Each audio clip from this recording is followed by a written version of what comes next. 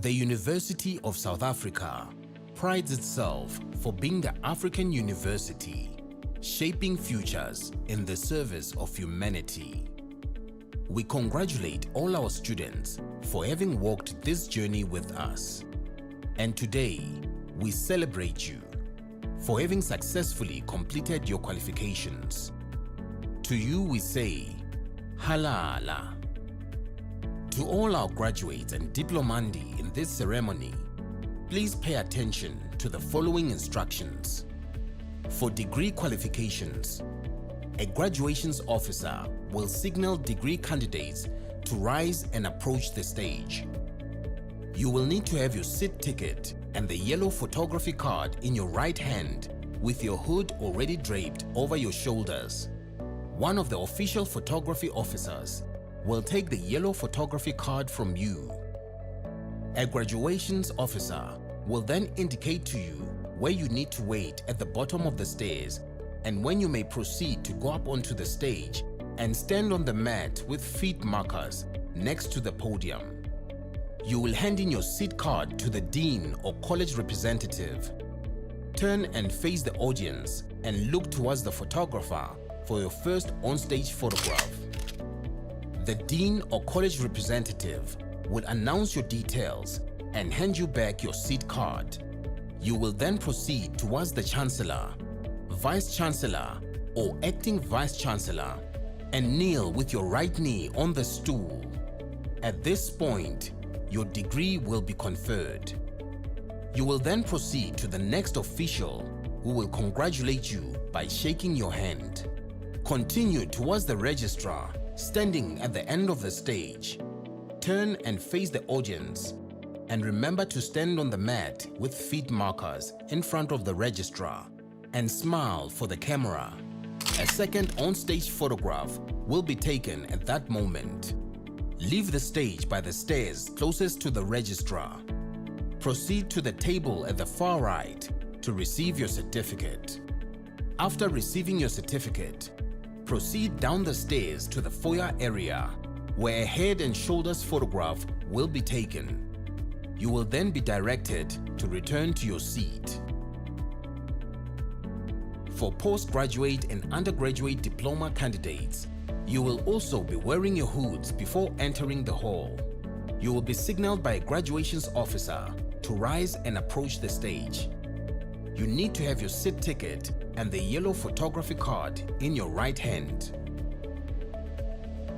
A graduations officer will then indicate to you where you need to wait at the bottom of the stairs and when you may proceed to go up to the stage and stand on the mat with feet markers next to the podium. You will hand your seat card to the dean or college representative. Turn and face the audience and look towards the photographer for your first on-stage photograph. The dean or college representative will announce your details and hand you back your seat card. Proceed towards the registrar standing at the end of the stage. Stop in front of the registrar and stand on the mat with feet markers. Turn and face the audience. Your second on-stage photograph will be taken at that moment. Leave the stage by the stairs closest to the registrar. Proceed to the table on the far right of the stage to receive your certificate. After receiving your certificate, proceed down the stairs to the foyer area where a head and shoulders photograph will be taken. You will then be directed to return to your seat. We hope that you will enjoy this occasion.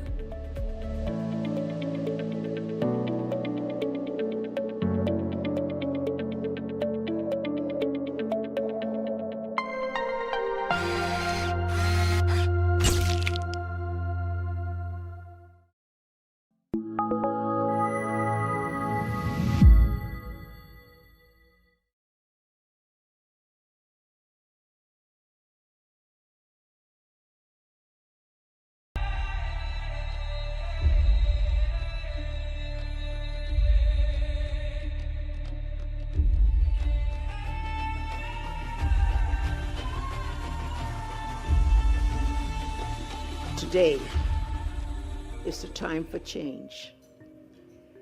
Today is when we must reform the global architecture if we are going to be prepared for a future in which Africa is able to reclaim its place.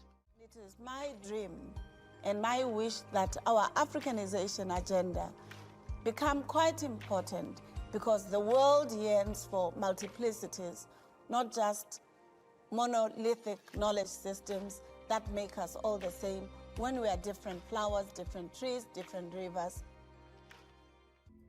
You overcome the old in order to create the new. If you perpetuate colonial mentalities, you are replicating the old. You are not creating the new. You are not contributing to a renaissance. Obviously, unitarians must say were part of the African Renaissance, and therefore as part of the African Renaissance, it must be to kill even this slave mentality from colonialism and all of that.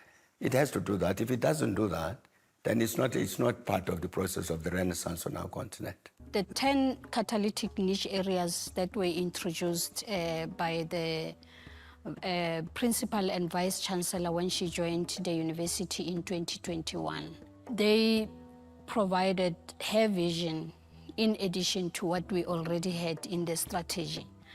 But they aligned so well because they are groundbreaking in nature in terms of a lot of issues that are relating to our developmental needs. There's interconnectedness in the catalytic niche areas, but also in the economic opportunities that we could derive from optimizing their implementation. They are optimizing the assets that are already available in Africa.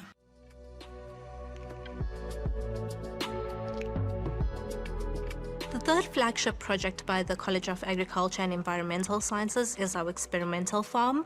One of the real reasons that I came to UNISA as a next generation academic is because UNISA involves you in their decision making. They don't just make the decisions and then tell you what you need to do. You are actively involved every step of the way. And building the farm, it's one of the things that would help us to be able to train in food production and bring the technology that would allow you to actually produce faster, better, and good food. And we're not talking about the GMO food, we're talking about our original crops that we have, our original animals that we have, but we'll then have to select them proper for the proper production. Academics all have their own areas of research, but with the distinguished professors and with the catalytic niche areas across the university, these are areas that we highlight for special consideration, and it's something I'm doing in my niche area as well, looking at tracer studies to see actually what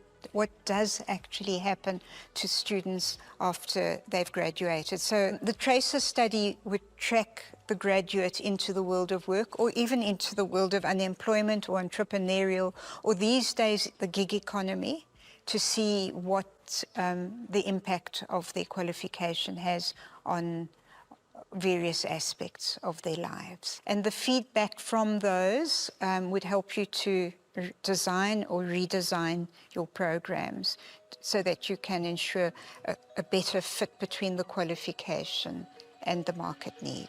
Even though we have the quest to be part of the global village, that should not happen at the expense of us knowing who we are, what are our values, what are our cultures, because if we step out into the global village without an identity, we will be lost as a people.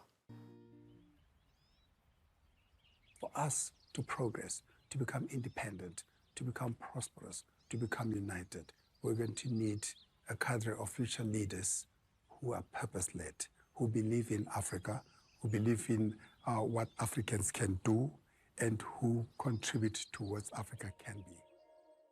UNISA is my past, my present, my future, and my sense of knowledge. My hope for a better life. It's my pride. UNISA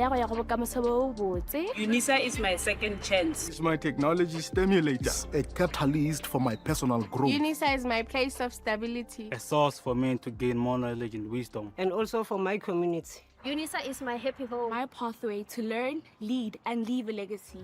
Artificial intelligence is going to have such a big impact on society. How well prepared is the society to cope with that? It must not become a conservative university. We've always done this stuff, we'll call it do this. But to say that we must always be competent and make a contribution to a rapidly changing world.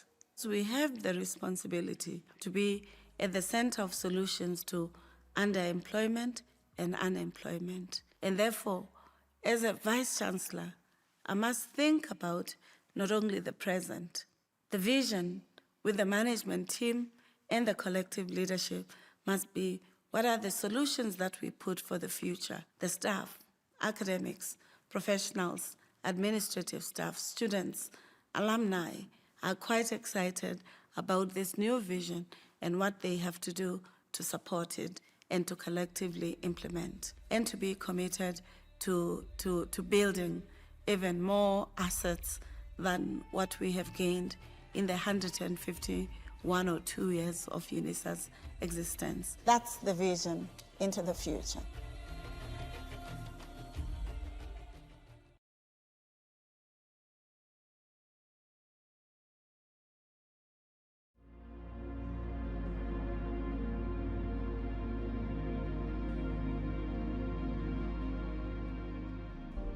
The movements for independence, whether against apartheid or against colonialism, UNISA somewhat provided opportunities for leaders to study. Also, they're not monolithic in their political stance.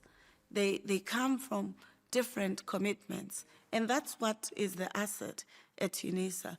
We're not just channeling specific ideology, but we give the critical knowledge so that people can make constructive choices that are consonant with how they imagine their roles in society.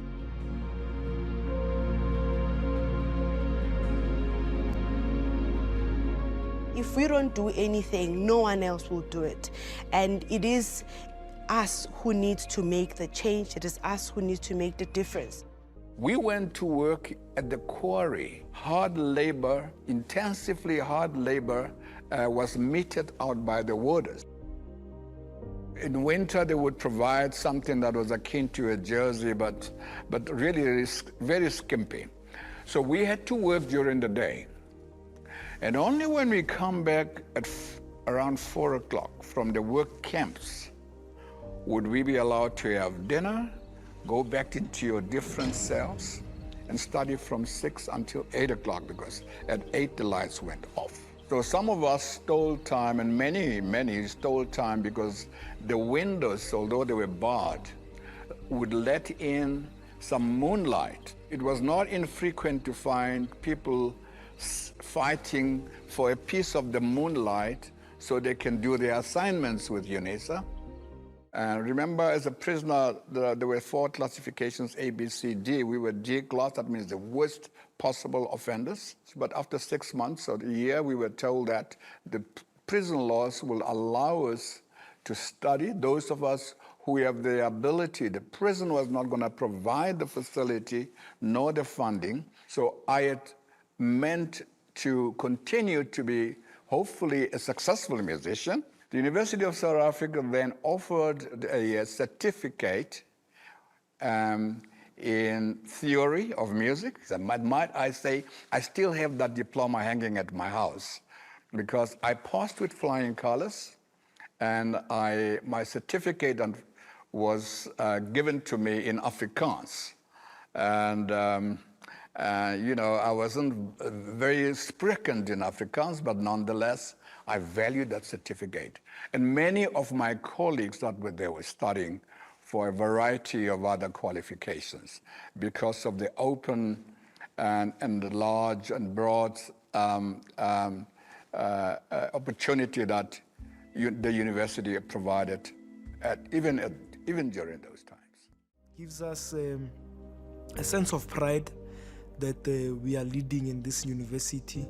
It means that the challenge is there, that there are big shoes to fill, but also it also pushes us to ensure that this university reaches the heights that it's supposed to reach.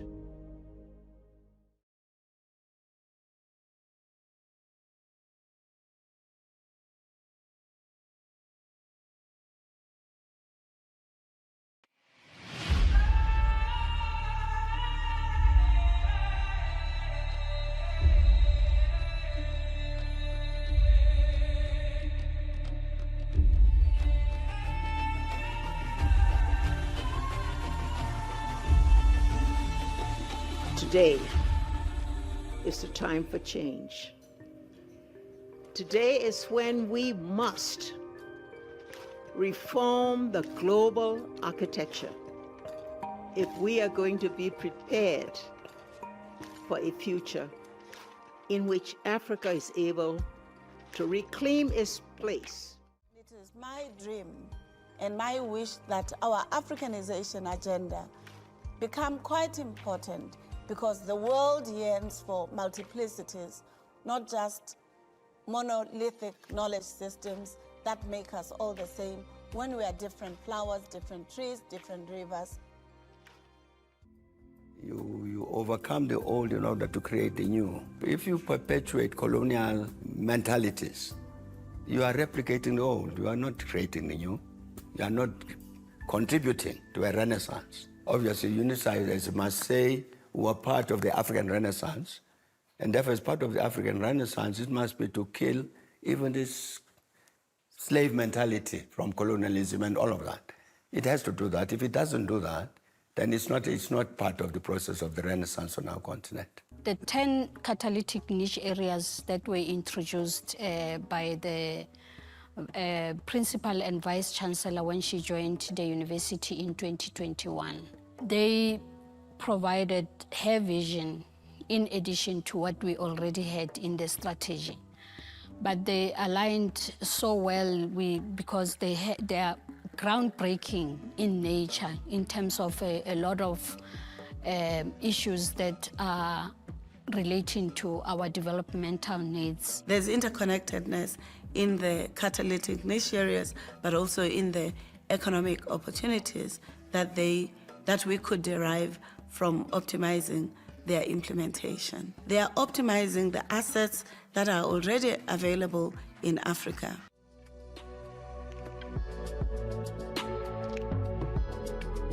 The third flagship project by the College of Agriculture and Environmental Sciences is our experimental farm.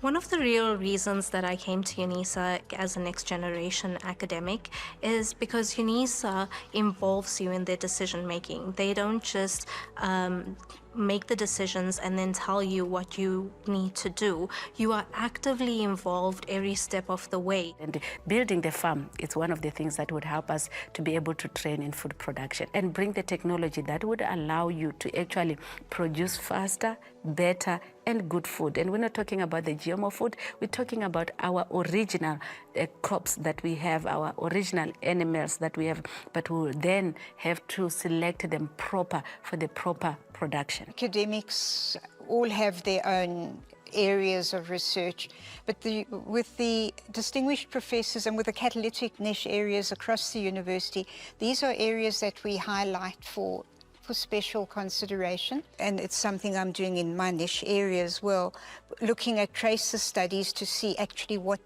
does actually happen to students after they've graduated. So the tracer study would track the graduate into the world of work, or even into the world of unemployment or entrepreneurial, or these days the gig economy, to see what the impact of their qualification has on various aspects of their lives. And the feedback from those would help you to design or redesign your programs so that you can ensure a better fit between the qualification and the market need. Even though we have the quest to be part of the global village, that should not happen at the expense of us knowing who we are, what are our values, what are our cultures, because if we step out into the global village without an identity,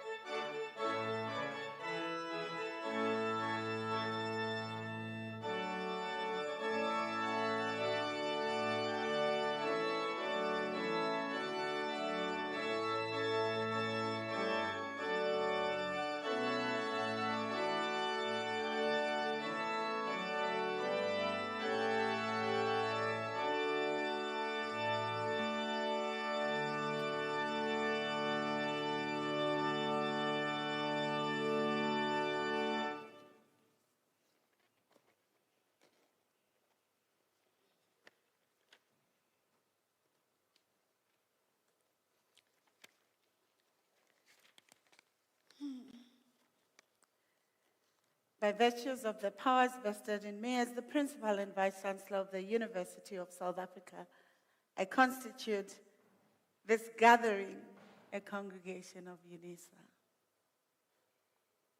Ladies and gentlemen, we request you to join us in silent prayers, affirmations, and meditations to give thanks to the accomplishments that are being celebrated tonight in these graduations. Can we have a moment of silence?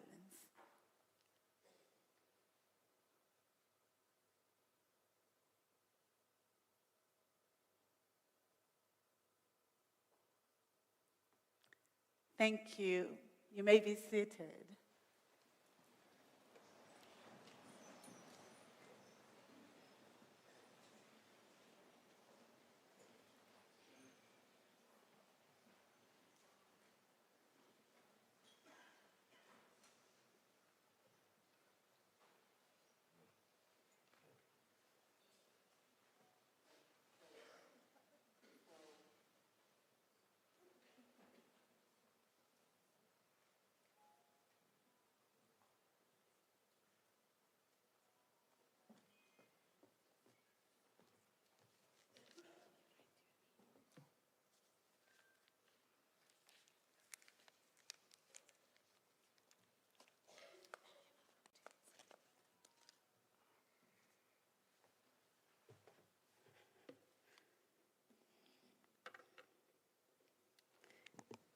Don't worry, colleagues, we always have some work to attend to at UNISA. So he's writing his homework. Good evening. Good evening. Thank you very much. I hope you are going to enjoy that you are here in graduations, and you must be elated or happy. So I'm going to start. Good evening. Thank you very much. I now know that I'm at the University of South Africa graduations. It is the right, it is the African thing to greet one another, to find out how we're doing and how each one of us has been given the opportunity to being, to sharing, but also to celebrating. And tonight is about celebrations, the graduations, the third iteration of our graduations, the winter graduations. Let me recognize the Chancellor of the University of South Africa, His Excellency President Mbeki, attending and participating virtually. Let us also recognize Dr. Diao Musia, the Chairperson of Council of the University of South Africa, and all members of Council participating here in these graduations. I recognize that the executive management of the university is in attendance this evening. Let me start with our CIO, the lady who ensures that this university is able in a year to addressing 12 million assessments in 1 year, not in multiple years. I think she deserves a round of applause. Ms. Nakene, we are appreciative of the work that you do. Let me also recognize a colleague who has just delivered great news, not good news. Did you hear that? Great news, and I'll share them later. Professor Mwepe, who is responsible for research, innovation, postgraduate students, and commercialization of the University of South Africa. These are the colleagues that are with me this evening. From the management committee, I recognize the representatives of the colleges of the university, and before I do so, let me recognize the Vice Registrar of the university, Professor Billy Kubu. Let me also recognize Dr. Masichaba from the College of Economic and Management Sciences, the Executive Dean Acting. Let me recognize from the College of Law, Professor Mantwa, representing the Dean of the College, Professor Budeli. Let me recognize the College of Science, Engineering, and Technology, the Dean of the College, Professor Bibi Mamba. Let me also recognize from the College of Agriculture and Environmental Sciences, Professor Mapoli and her representatives. Professor Mutitwe, College representative of the College of Education, all the graduates, the supervisors, and the administrative, academic, as well as professional staff of the University of South Africa, including our alumni, and the students represented by the Student Representative Council. Finally, I want to recognize Dr. Isabella van Rensbeck, the lady who played the organ, who gave you a foretaste of how music is woven into the fabric of graduations, reminding us that celebrations are important. It's not just in the certificates, the ululations, but it's also in structured music. I request a round of applause for that beautiful welcome she gave us. And finally, Professor C. van Staden from the College of Science, Engineering and Technology will be giving us our Chancellor's address this evening. And colleagues, Dumelang, Quenand, I'm not hearing you. There, thank you. Good evening. Sanbonan, Riperile,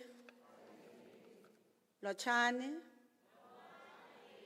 Molweni, Sanbonan, Salam alaikum, Ni hao, Jambo, Khotong, Buanoit. They say when you're at UNISA, the 12 languages are accessible through how we teach, when we teach, what we teach, as also what we project as the University of South Africa. Let me take this opportunity to welcome you to this moment of celebration, affirmation, and new beginnings, the winter graduations of the University of South Africa, the University of the Land, the university that is the grandmother of all universities in this country, in the southern region, but the first university in the world to teaching via distance. It was in 1841, according to the archives of this country, that this university already had a library. And we've been asking ourselves questions as the management committee of the university after we had found these archival matters to say, were we really born in 1873 or were we born in 1841? Why would we have had a library if we were not yet set up? These are the critical questions that those who are doing archival matter, who are retracing histories and histories, are tasked to unearthing the truth for us as a society.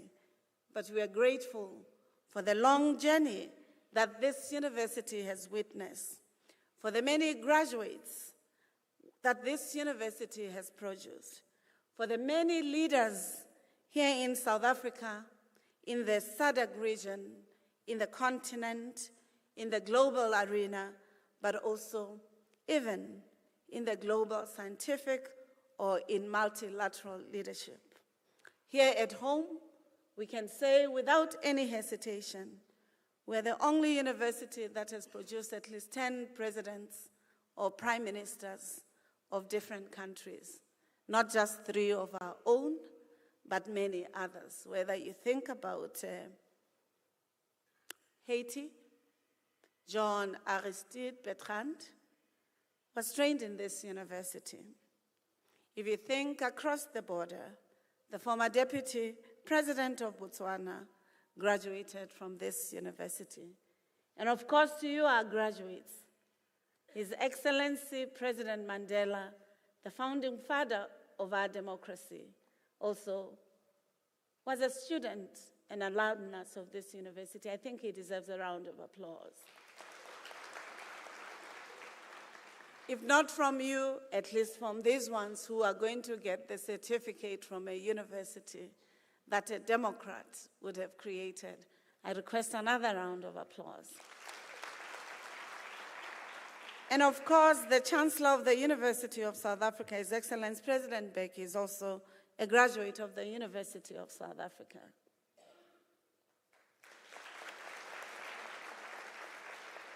instead of being on TikTok or on Facebook, take the last lessons that UNISA wants you to take home as your part course, at least. It is very important also to remind you that the current president of the country is also an alumnus of this university.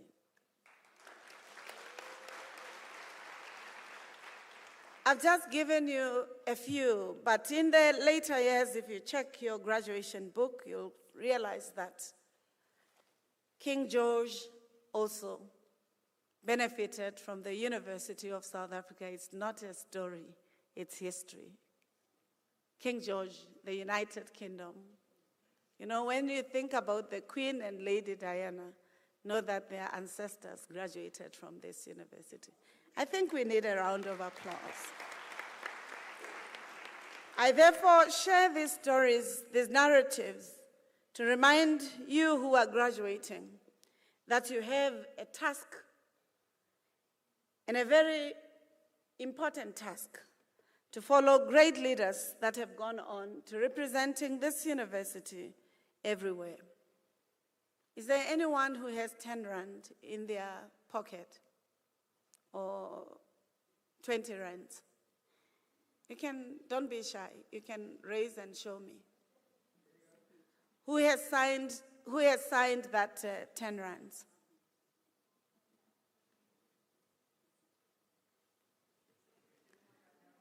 Lisicha Khanyago is a graduate of this university, the governor of the central bank.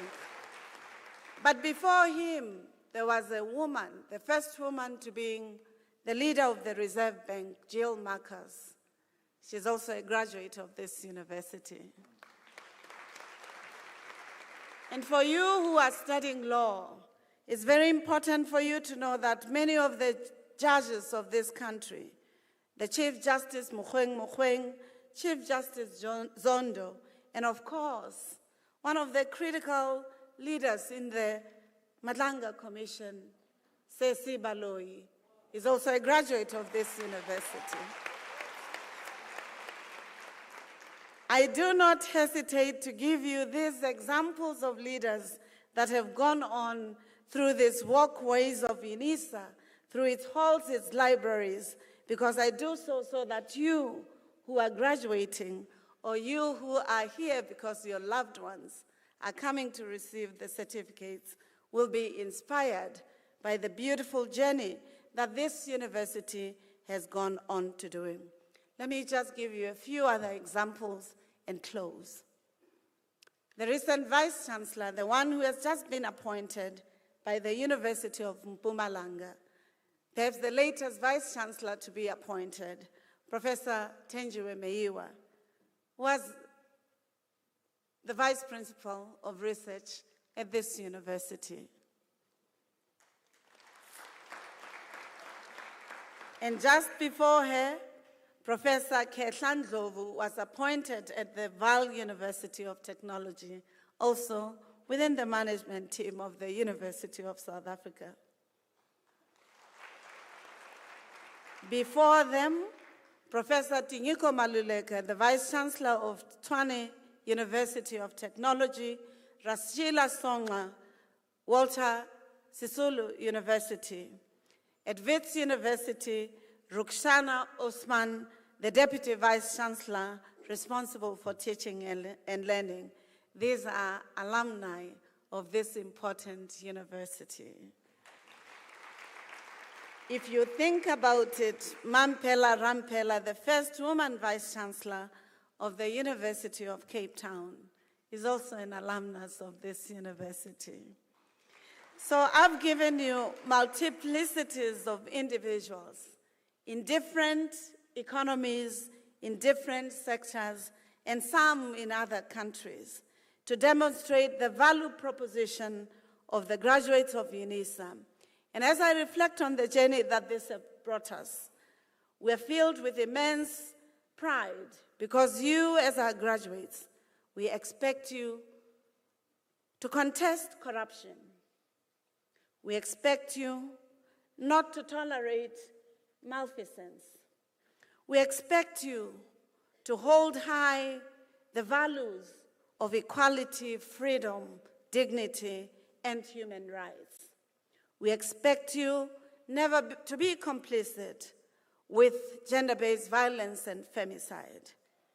We expect you to be citizens that after having this education, you are an anchor of your family, of your society, and you do not look down amongst the least of us, but you're part of the solutions in your society, whether here at home or in the continent. These are the values that UNISA prides themselves on. We don't expect you to like mediocrity. We love excellence.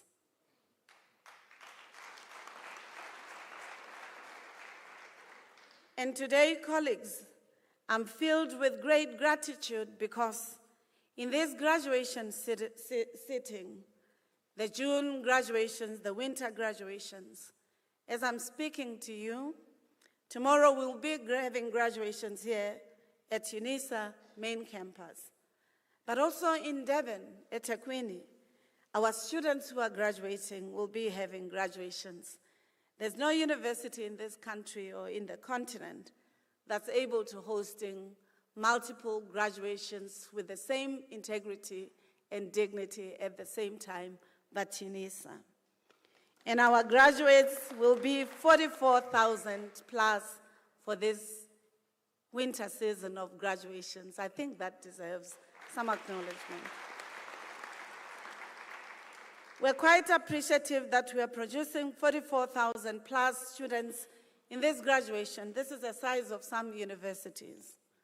But for us, it's one sitting of a graduation. Last year, we graduated 60,101 students in 1 year.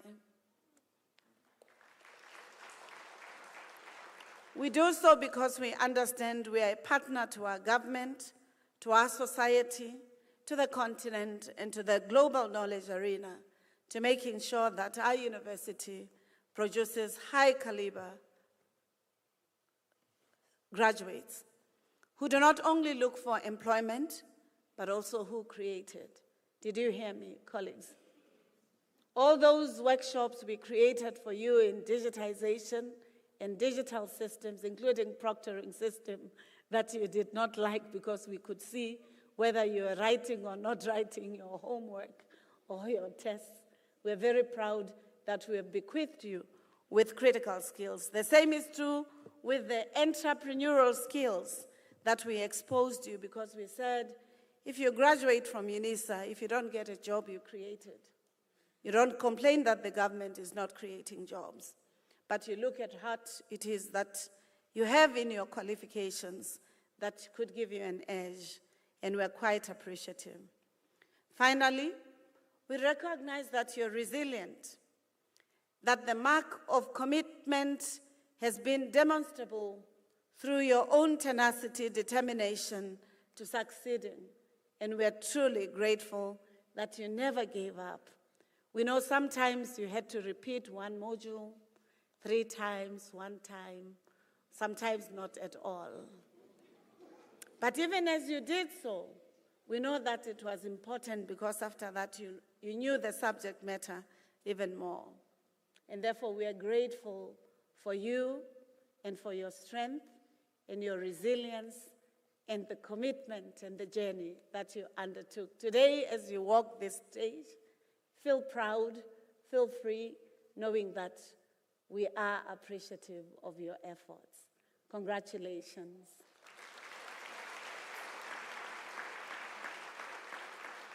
Finally, for those who don't know anything about UNISA, let me give you a little bit of good news. The good news is that the University of South Africa is recognized amongst universities in the country, in the continent, and the world as one of the top 800 universities in the world, according to Times Higher Education, as well as other rankings like QX and Web of Metrics rankings. I think we need a round of applause. But I also want to tell you, in the past 5 years, UNISA has ascended not only the global rankings, but we have been told by Stanford University that at least 30% of our academics ranks amongst the best in the world, according to Stanford University. I think they deserve a round of applause. I would have loved to give you the 30 academics that are listed by Stanford, but I'd like you to look at our website for us to saving time. But I'm equally elated to telling you this good news. The University of South Africa has just been informed that 10 of their academics are in the top 10 best academics in the world. Even this information, we would like to invite you to get into our research platform and look so that you can test whether we are telling you the truth or not. It's for you to determine for yourself, not just to hear what we are telling you. We are also the only university when many companies, transnational companies, sister universities and others are retrenching people from work. Just between last year in November up till now, we have appointed 863 academicians. These are academics that had PhDs and master's degrees. Some of them were unemployed. We have employed them so that they can be partners in strengthening the educational outcomes and processes of our university. I think we need a round of applause. And finally, just when I was coming here, colleagues, I'm very grateful to the universe, to God, for the great news that we have just received as the University of South Africa. When I joined UNISA in 2021, we were ranked number 12 in many of the rankings. I am happy to tell you, just now before I came into these graduations, Professor Ngwepe broke the great news that this university is proud of. The Department of Higher Education has given us the research output results of all the universities in South Africa. UNISA is number 2.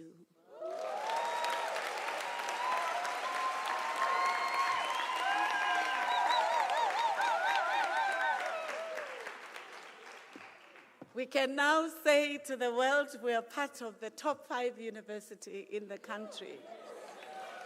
With our heads high. With these words, I want to thank the academicians, the professionals, the administrative staff, you, the loved ones, you, our students, who have worked hard to making sure that our university continues to rising and rising. We will continue to rise and rise. We will hold ourselves accountable. We will make sure that we put our hands on deck to ensure that the quality of education at UNISA and the credentials are not matched. Welcome to UNISA, the home of leaders, the university committed to shaping futures, the university that's a home of leaders. Thank you.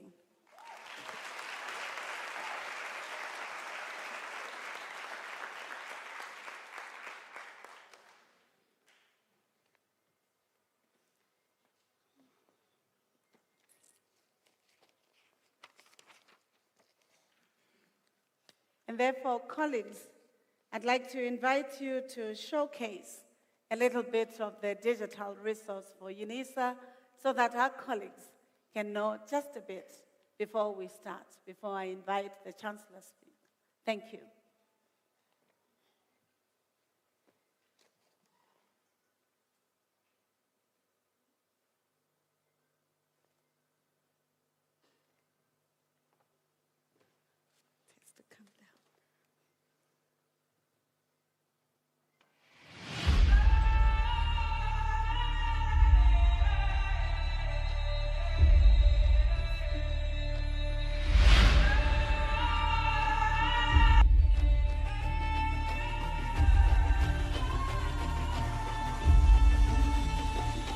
Today is the time for change. Today is when we must reform the global architecture if we are going to be prepared for a future in which Africa is able to reclaim its place. It is my dream and my wish that our Africanization agenda become quite important, because the world yearns for multiplicities, not just monolithic knowledge systems that make us all the same when we are different flowers, different trees, different rivers. You overcome the old in order to create the new. If you perpetuate colonial mentalities, you are replicating the old. You are not creating the new. You are not contributing to a renaissance. Obviously, UNICEF must say we are part of the African Renaissance, and therefore, as part of the African Renaissance, it must be to kill even this slave mentality from colonialism and all of that. It has to do that. If it doesn't do that, then it's not part of the process of the Renaissance on our continent. The 10 catalytic niche areas that were introduced by the principal and vice chancellor when she joined the university in 2021, they provided her vision in addition to what we already had in the strategy. But they aligned so well because they are groundbreaking in nature in terms of a lot of issues that are relating to our developmental needs. There's interconnectedness in the catalytic niche areas, but also in the economic opportunities that we could derive from optimizing their implementation. They are optimizing the assets that are already available in Africa.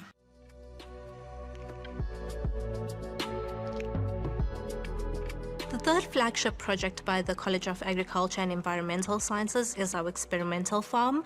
One of the real reasons that I came to UNISA as a next generation academic is because UNISA involves you in their decision making. They don't just make the decisions and then tell you what you need to do. You are actively involved every step of the way. And building the farm, it's one of the things that would help us to be able to train in food production and bring the technology that would allow you to actually produce faster, better, and good food. And we're not talking about the GMO food, we're talking about our original crops that we have, our original animals that we have, but we will then have to select them proper for the proper production. Academics all have their own areas of research, but with the distinguished professors and with the catalytic niche areas across the university, these are areas that we highlight for special consideration, and it's something I'm doing in my niche area as well, looking at tracer studies to see actually what does actually happen to students after they've graduated. So the tracer study would track the graduate into the world of work, or even into the world of unemployment or entrepreneurial, or these days the gig economy, to see what the impact of their qualification has on various aspects of their lives. And the feedback from those would help you to design or redesign your programs so that you can ensure a better fit between the qualification and the market need. Even though we have the quest to be part of the global village, that should not happen at the expense of us knowing who we are, what are our values, what are our cultures, because if we step out into the global village without an identity, we will be lost as a people. For us to progress, to become independent, to become prosperous, to become united, we're going to need a cadre of future leaders who are purpose-led, who believe in Africa, who believe in what Africans can do, and who contribute to what Africa can be. UNISA is my past, my present, my future, and my sense of knowledge. My hope for a better life. It's my pride. UNISA is my second chance. It's my technology stimulator, a catalyst for my personal growth. UNISA is my place of stability, a source for me to gain more knowledge and wisdom, and also for my community. UNISA is my happy home. My pathway to learn, lead, and leave a legacy. artificial intelligence is going to have such a big impact on society. How well prepared is the society to cope with that? It must not become a conservative university. We've always done this stuff, we'll call it do this. But to say that we must always be competent and make a contribution to a rapidly changing world.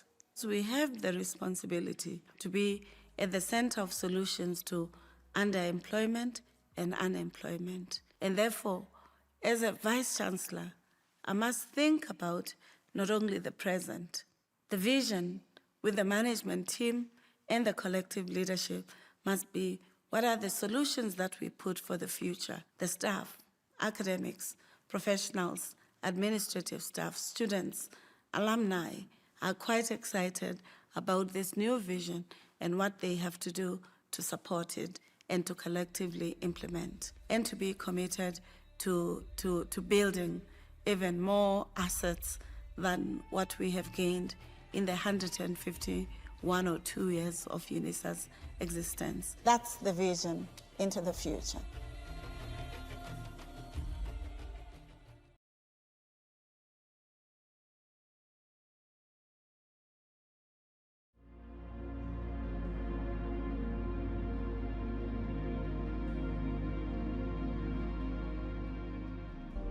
The movements for independence. Colleagues, my colleagues know that I'm one who's not able to pretend. You, our students, we taught you that it's very important to respect time and to treat events such as our graduations with dignity. It is not right for you to disrespect all these people that prepared, that came hours before, because they were here to honor you. It should be the last time we do this. Our country, our continent does not move forward because the people with opportunities do not treat them with dignity. I say this with the greatest respect for those who may have other challenges, but for our students, we've taught you that you respect your responsibility. Did you hear me? Thank you. Ladies and gentlemen, I'd like to request Professor C. van Staden to deliver the Chancellor's address. Earlier on, I informed you that the Chancellor of this university is His Excellency President Beki. On his behalf, President van Staden will share nuggets of wisdom with all of us. President van Staden, you're welcome. Professor, she said she's being promoted. I said President van Staden. I just got promoted. Thank you, Prof. Good evening, Madam Chancellor, Vice-Chancellor, and MANCOM, deans, executives, academics, all protocol observed. Tonight, I'm going to talk to you about your graduation journey. At some stage, I thought the Madam Vice-Chancellor took my speech, but in any case. We are here tonight to celebrate the graduation of these students. And not just their graduation, but their journey to get here. To embark on an academic journey is similar to embarking on a journey on our roads in South Africa. There are highways, there are dirt roads, there are potholes. And somewhere along the line, you have to stop and you have to fill up your car and you have to pay toll fees. But the joy of accomplishment when you arrive at your destination overcomes all of these challenges you've encountered to get to your destination. So it makes the journey worthwhile. Usually, you don't embark on a journey on your own. And tonight, these companions that are here with you, your family, your friends, they assisted you in getting here tonight. So we're celebrating it with you. Each of them have their own version of your journey, their story that they can tell you. And that is entwined, and their version of your journey might be different to your version of your journey because they experience it differently. So I invite all the family members and companions to share with them what was your experience of these students' journey, and maybe share some light and some life wisdom with them as well, to empower them to even move forward in the road ahead. While busy with my own academic journey and in undergraduate, as well as postgraduate, I was very privileged to have family and friends and colleagues to support me. And without these, you just can't get through it. It's too difficult. After graduation from the undergraduate qualification, finding work was also a challenge, but you keep on applying, you persevere until you get what you are destined for. So in my opinion, or in my view and my journey, my calling is to serve people. So that is why I choose academia. It is not a career for me, but it is a calling. So while working, I then started studying towards my postgraduate qualification. I got married, I had a son, and my son at some stage said during my master's, "Mom, when are you going to finish this contract?" Because the journey was very long for him. It was just as long for me as well. It felt like ages. So tonight I would like to share with you 3 words of wisdom, or 3 wisdom items. The first one is a boss mindset. It's not the boss of your manager. It means and it represents bum on seat and study. So once at a master's and PhD colloquium here at UNISA, when I presented my proposal for my PhD, the professor mentioned this boss mentality. And in the briefing, the process of completing of your master's and PhD thesis, it's not easy. You sacrifice a lot of time with family and friends, and you also sacrifice luxury and leisure, holidays, because you're busy with your research. This is when you must apply the boss syndrome. As the great speaker, Prof. de Villiers, said, sit down, start working, study, and finish it. To those of you that are still planning to continue with your master's and PhD or further studies, remember the boss mentality. Have passion for what you want to do. Choose your supervisor well. The sacrifice is for a short while, until you are done with the exam, with the thesis and dissertation, and you eventually land up here like tonight at your graduation. So one day you will look back a year from now, 2 years from now, and you ask yourself the question, how did I do this? But through perseverance, through the grace of God, and many prayers, one do get through this. And while getting stronger and building character as well at the end of the day. My second life lesson to you is relating to research. A professor once said at a symposium, there's 3 things you need to do, and that is read, think, and write. So if you feel that you haven't reached your destination, you feel you're at a dead end, in your research, you take the article, you take the book, and you read. You close the book. And then you think, what did this person say? And then you start writing it in your own words. And that's much better than using AI. So today, people see and view AI as a quick way out. In doing the reading, the thinking, and the writing, it makes us lazy. And it's not that accurate, so just don't do it. Rather read, think, and write it in your own words.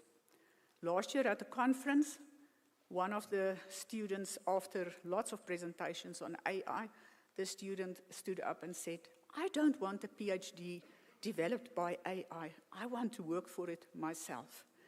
So that man had wisdom. And he understood the principles of reading, writing, thinking and writing. So the famous actor Denzel Washington once said this to students: do what you have to do so that you can do what you want to do.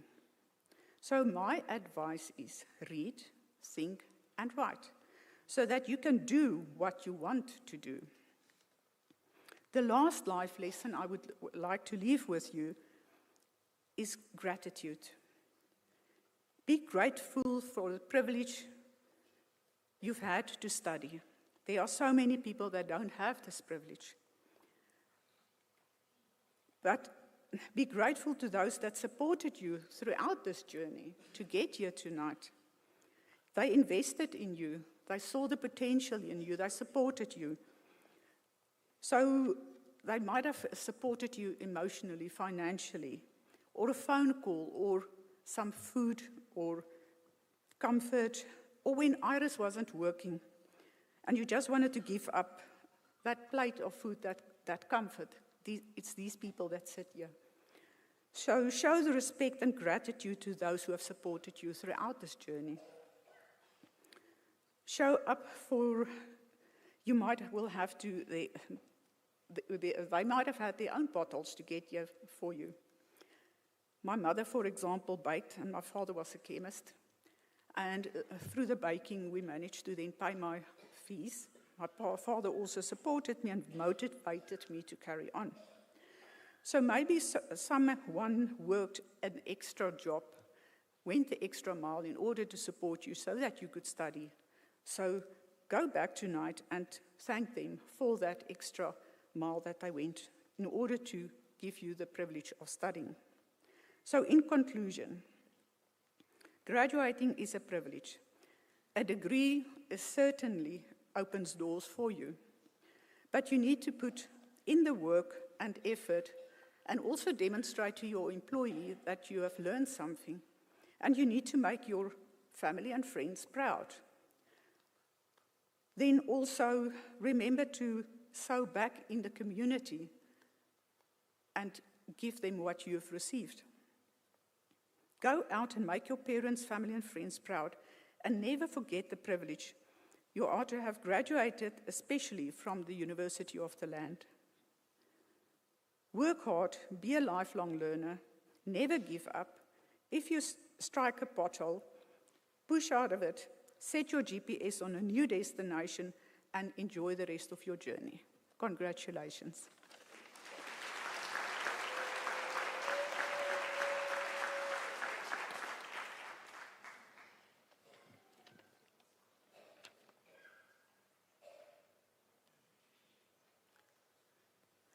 Ladies and gentlemen, I want to thank Professor van Staden for sharing her journey, the wisdom about reading, about thinking, about gratitude around the value of education, and the resilience, the tenacity that our students or anyone must follow. Can I request a round of applause for those words of wisdom? Thank you very much. Ladies and gentlemen, before we start the conferment of the degrees and diplomas of the University of South Africa, may I kindly request you not to leave the hall before the end of the ceremony. May I kindly request you not to leave the hall before the end of the ceremony. To inform you that we are recording the ceremony, we would like 100 years later, your descendants to be proud of the graduations. Second, we know that you want to take photos, videos of your loved ones as they graduate. We request you that you do so. You're given permission to do so. However, thank you. However, as you can see, many of us are being assisted to see you. We cannot see you directly. So please don't have your torch or your light to our colleagues here. We will not be able to teach the loved ones and everyone. Finally, we know that you have your devices, you're using them for multiplicities of issues.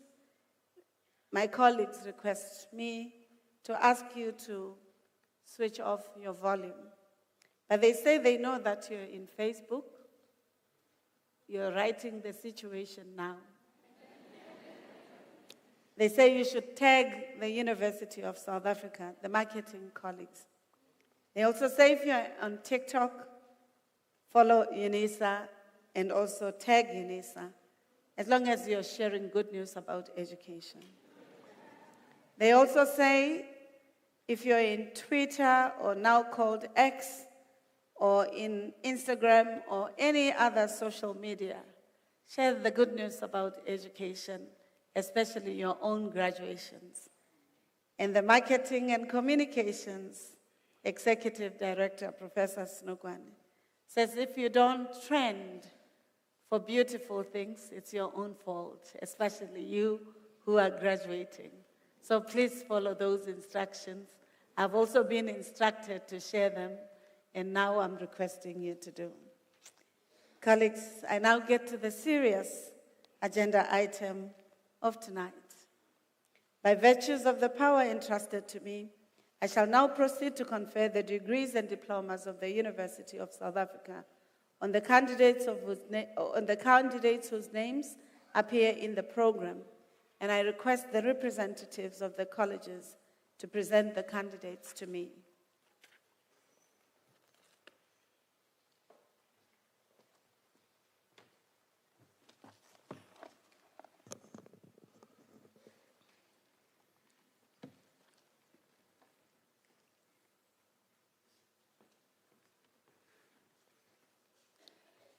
Madam Acting Vice-Chancellor, I have the honor to introduce to you Ali Mwase for the degree of Doctor of Philosophy. I request his supervisor, Professor Ketcher, to read the citation in support of the conferment of the degree.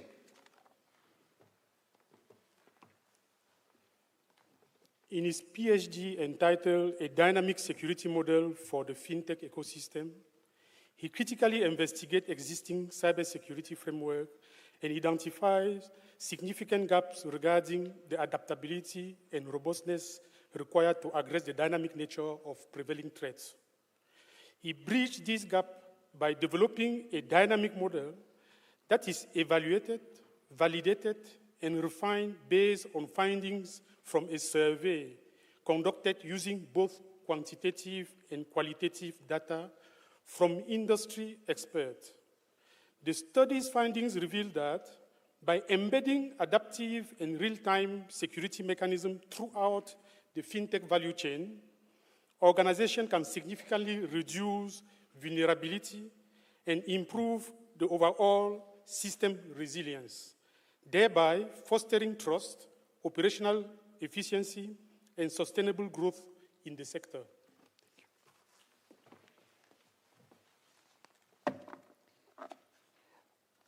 Madam Vice-Chancellor, I have the honor to request you to confer on Ali Mwase the degree of Doctor of Philosophy.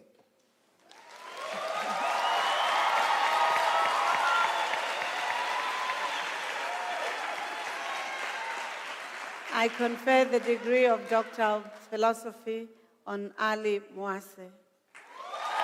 Thank you. Congratulations.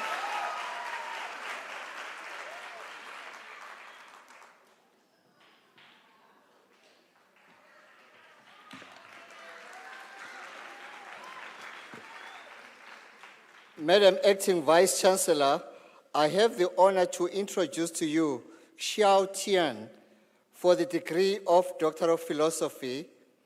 I request his supervisor, Professor Yao, to read the citation in support of the conferment of the degree.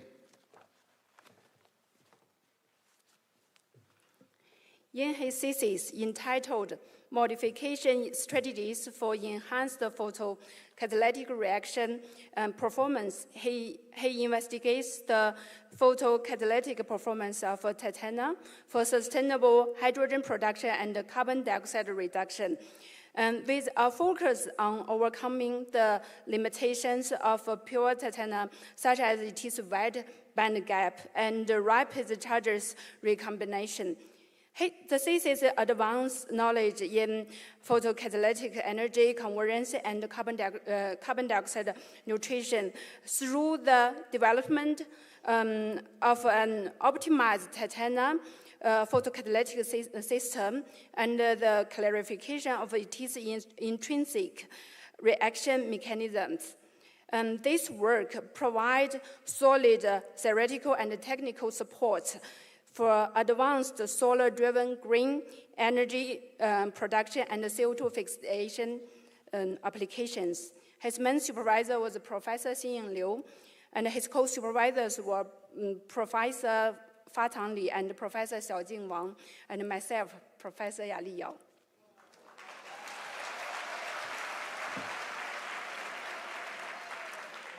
Madam Vice Chancellor, I have the honor to request you to confer on Xiao Tian the degree of Doctor of Philosophy.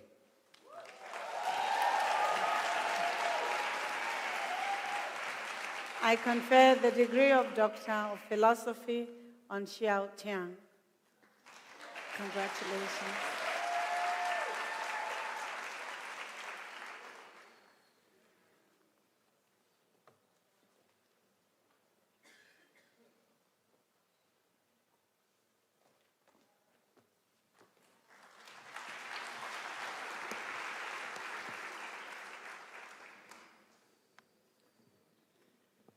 Madam Vice Chancellor, I have the honor to introduce to you Kutazo Lansford Mudau. For the degree of Doctor of Philosophy, I request his supervisor, Prof. M. Tekere, to read the citation in support of the conferment of the degree.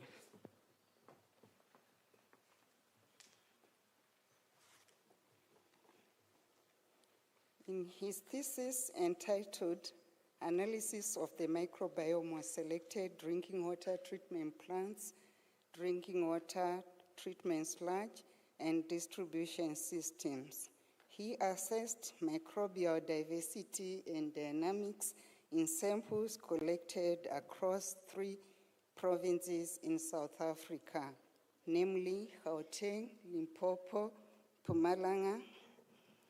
He demonstrated the diversity of and changes occurring in the microbiome in response to physicochemical conditions and treatment regimes, revealing strong relationships between these factors for the first time.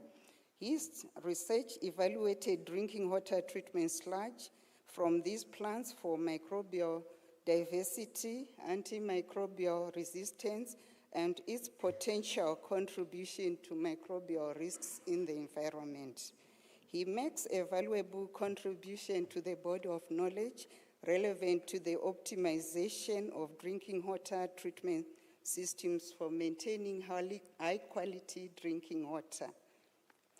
Dr. Kalu was his co-supervisor.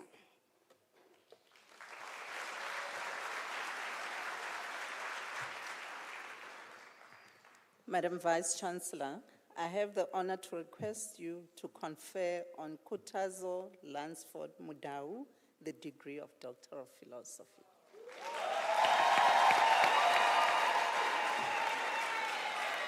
I confer the degree of Doctor of Philosophy on Kutazo Lansford Mudau.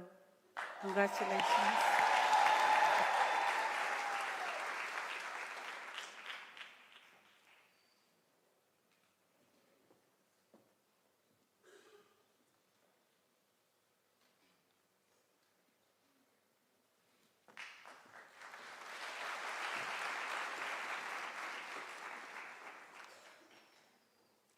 Madam Vice Chancellor, the following candidates received the degree of Master of Science. Warabile Neo Oratile Mabula.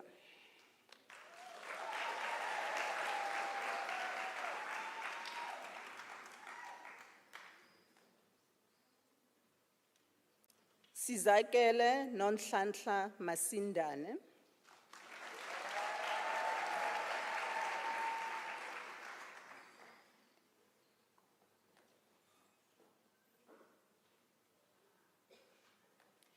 Mupulusi Roke Mukwebo.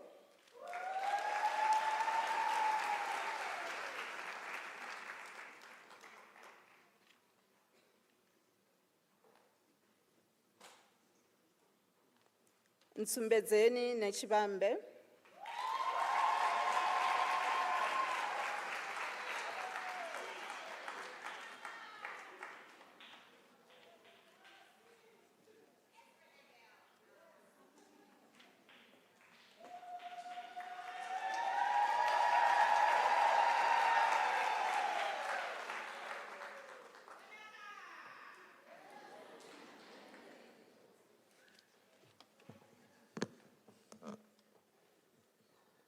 Madam Vice Chancellor, Nathan Zulu receives the degree of Masters of Laws.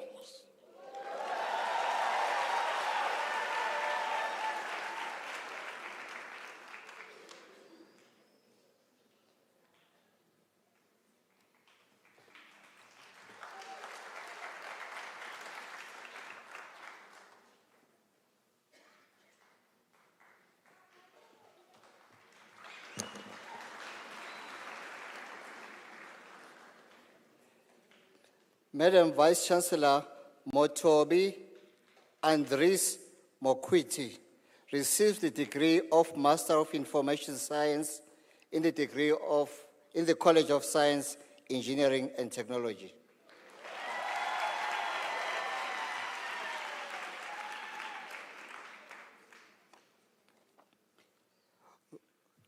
Madam Vice Chancellor, Rosalind Makaleto Sendamela receives the Master of Science, Master of Engineering, and the degree was obtained with distinction.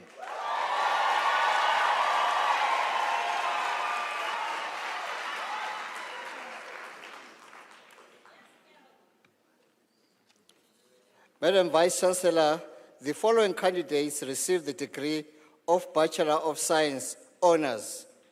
Percy Divuo Budeli.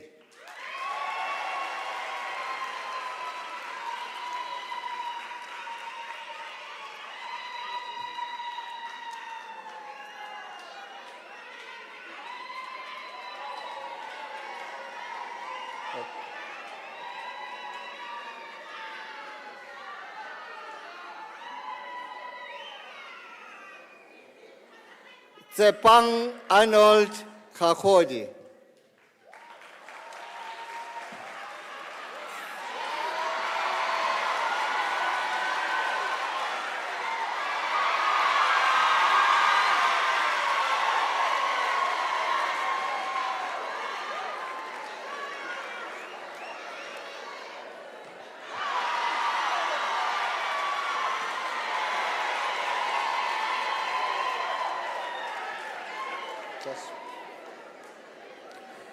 Lynn Makanana Kumalo.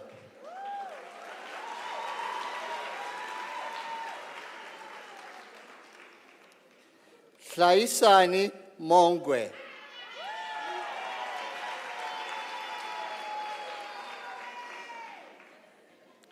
Madam Vice Chancellor, the following candidates received the Bachelor of Commerce Honours in the College of Science, Engineering and Technology. Oraya Kwano Chilwane.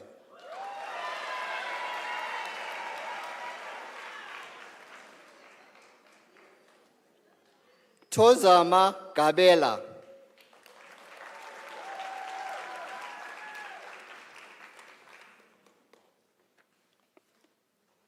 Kalebo Precious Nkanyane.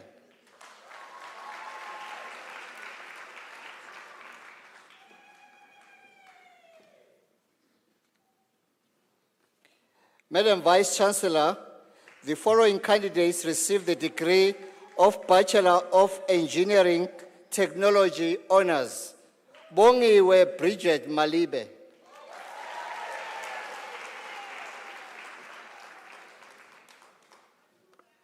Millicent Malefiane Matebe.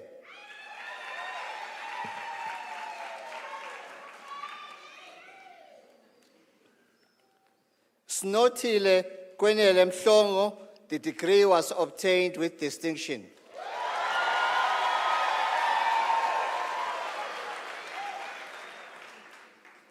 Mbali Innocentia Nkambule.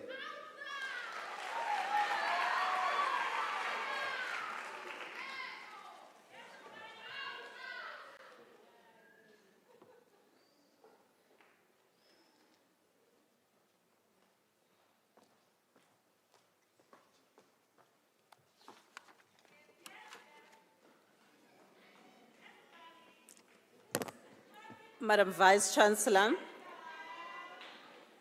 Vice Chancellor, the following candidates received the degree of Bachelor of Science Honours in the College of Agriculture and Environmental Sciences. Basani Priti Lebebe.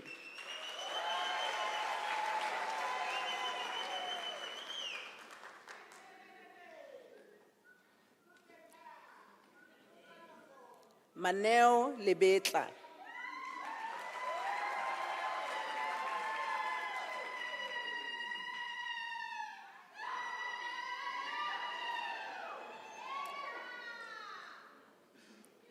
Rifumelo Clarence Maqebele.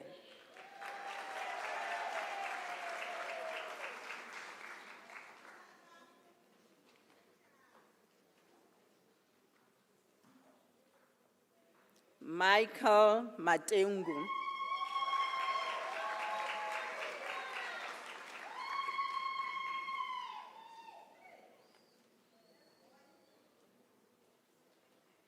Tsidi Mokhadi Nkhudi.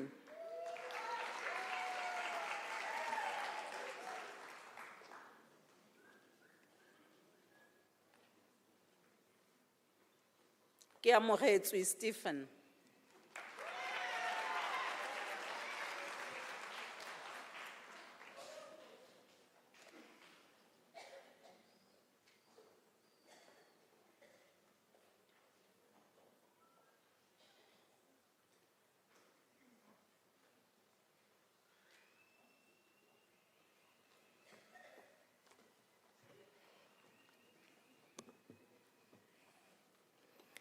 Madam Vice Chancellor, the following candidates received the degree of Bachelor of Education Honours. Lufuno Sharon Mukope.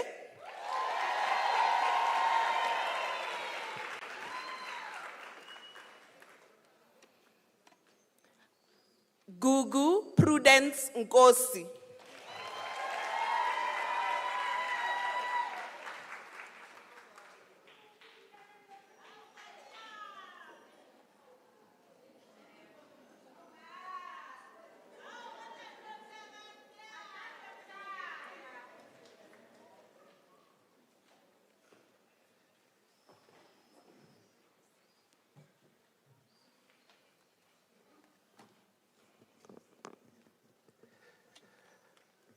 Madam Vice Chancellor, the following candidates received the degree of Bachelor of Laws. Kensani Elda Dikhale.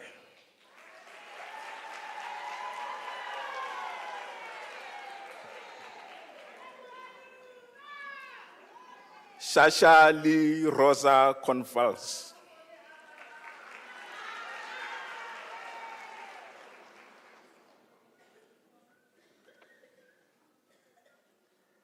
Lazarus Koza.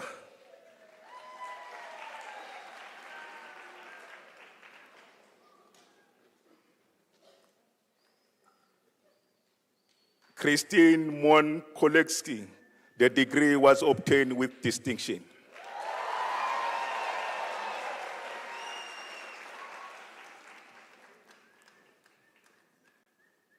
Miriam Kiamukhetsu Lidwaba.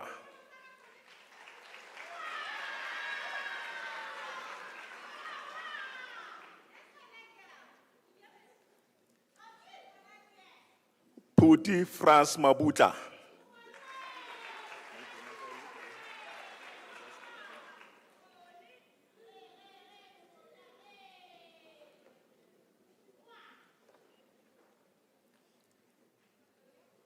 Arthur Tafanzwa Makoni.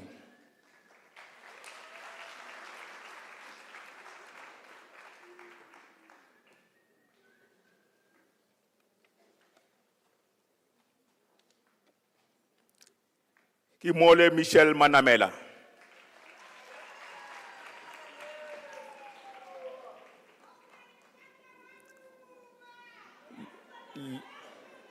Lindiwe Mashaba.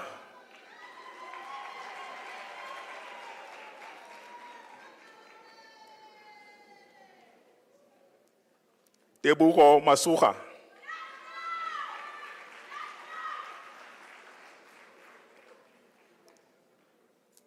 Sansa Hebron Mabunda.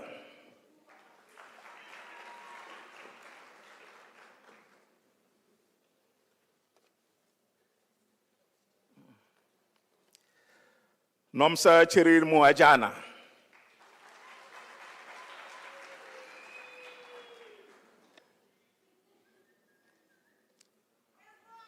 Musa Moleko.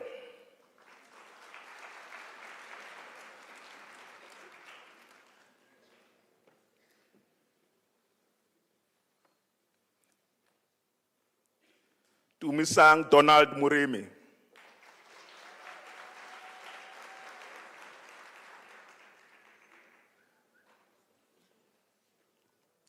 Zenzo Moyo.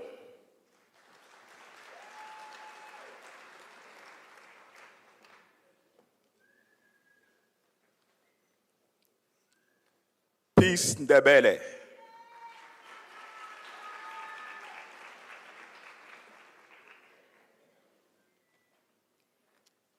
Lungile Tabisile Ndlovu.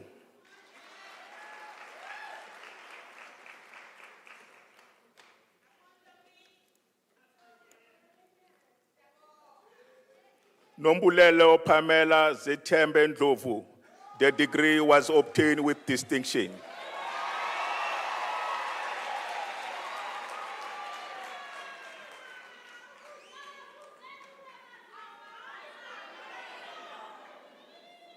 Also again, Pile.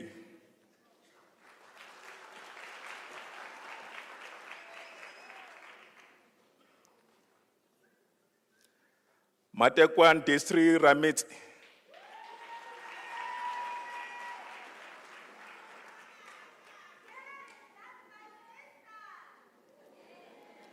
Siasanga Kofie Stemer.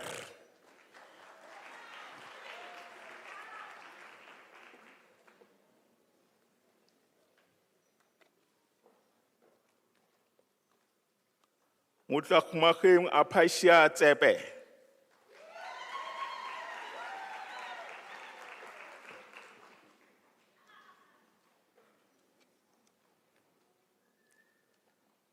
Madam Vice Chancellor, the following candidates received the degree of Bachelor of Arts in the College of Law.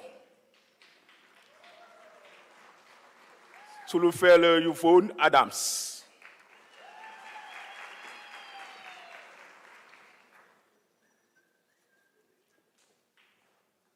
Miriam Nico Baloye.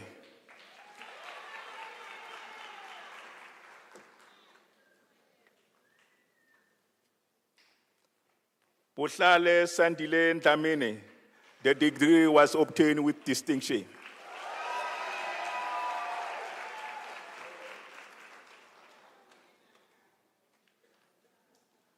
Mabu Patience Khatla.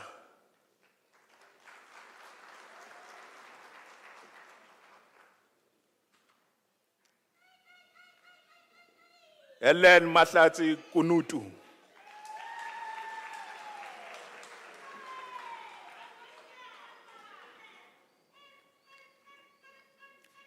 Abraham Tabiso Maile.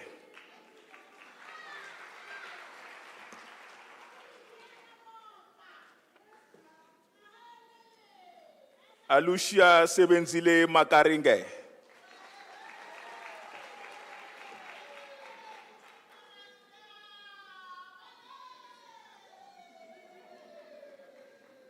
Jane Maloba.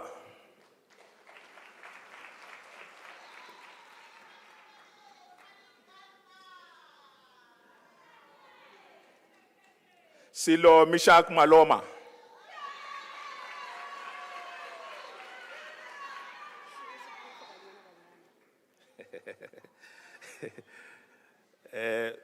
Madam Vice Chancellor, the candidate says I must indicate that she's playing for Banyana Banyana.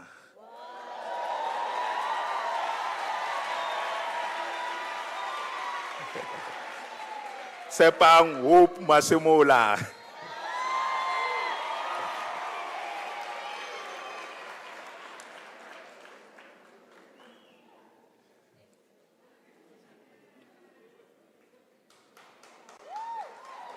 Pumzile Mate, the degree was obtained with distinction.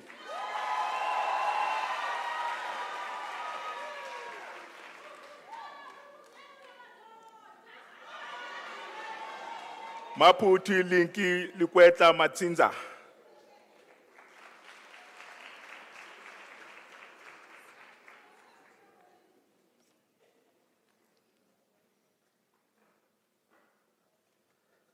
Walter Sipo Mkina.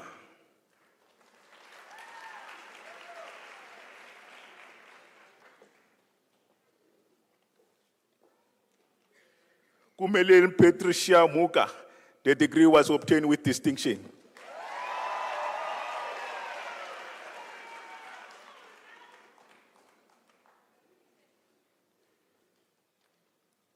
Rialebucha Mashala.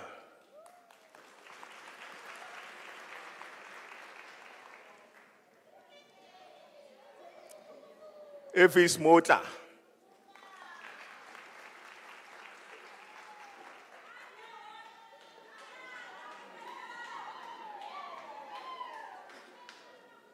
Pleasure Butumele Maute.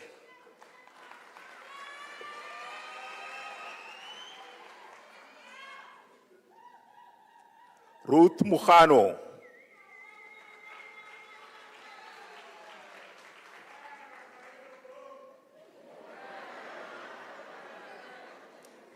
Beauty Sitting Mulele.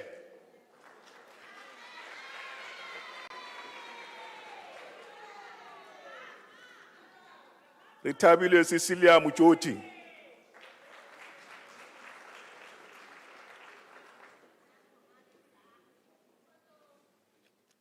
Olivia Mpatele.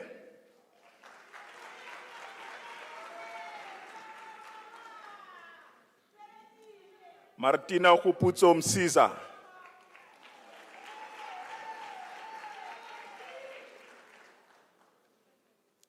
Kindness Zuzile Ndlovu.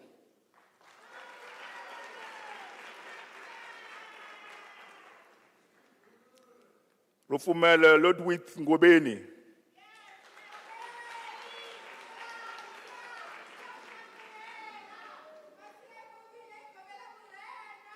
Bafana Nyokongu.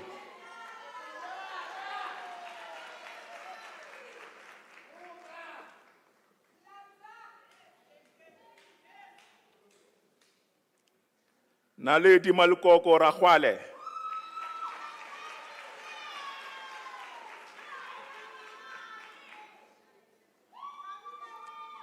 Angel Stabile Shange.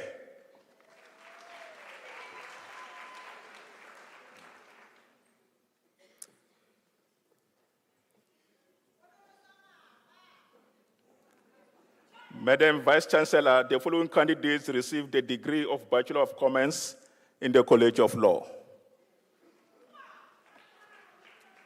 Atrij Mukhale Lidwaba.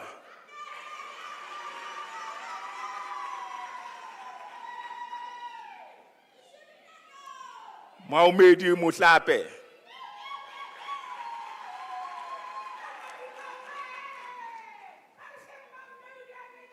Dipulelo Mukhashwa.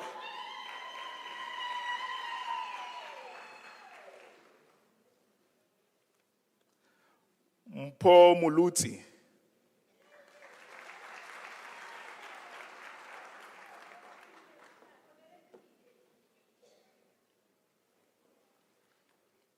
CDSO present Veronica Mutusi.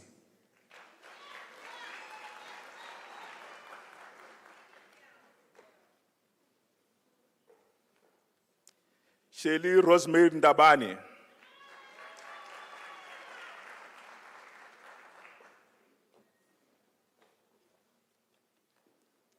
Nomtamsang Vanessa Kise.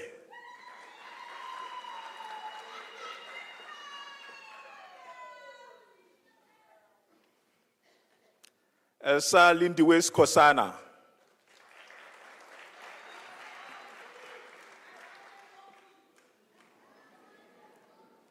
Sbongile Poshua Tugwana.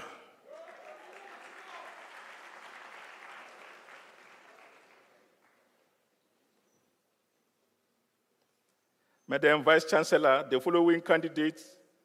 Oh, I'm finished. Okay,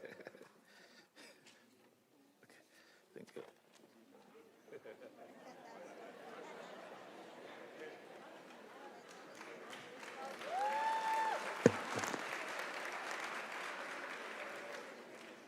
Madam Vice Chancellor, the following candidates received the degree of Bachelor of Science. Babalelo Millicent Denga.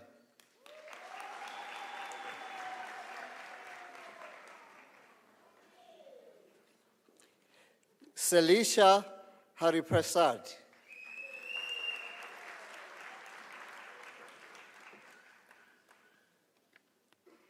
Zolofelo Belinda Kambile.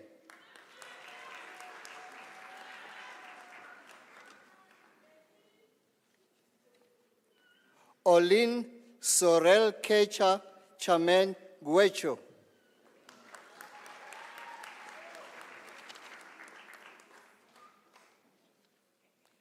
Tsietsi Sostenias Mafa.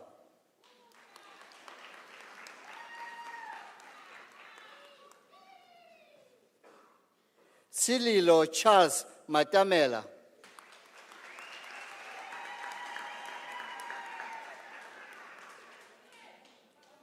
Sinothando Mkhize.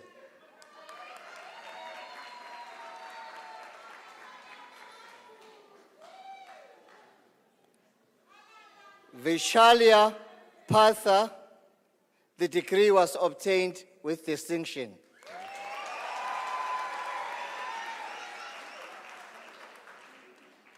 Tumisang Theophilus Sintle.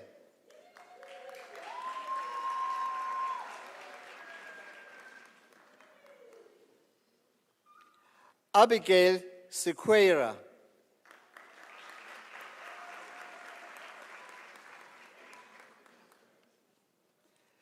Joseph Katlejo Sono.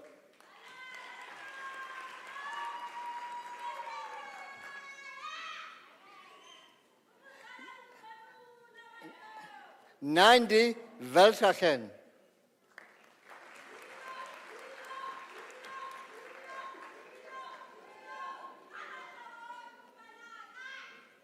Feli Kanyiki Ngoi.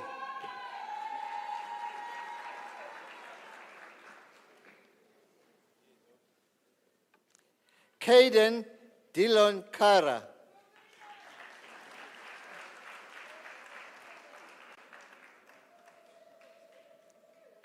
Jerry Kabuti Komane.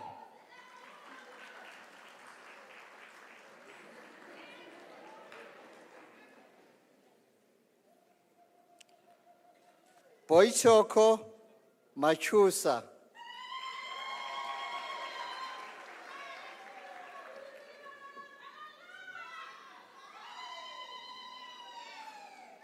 Sitoli Maziko.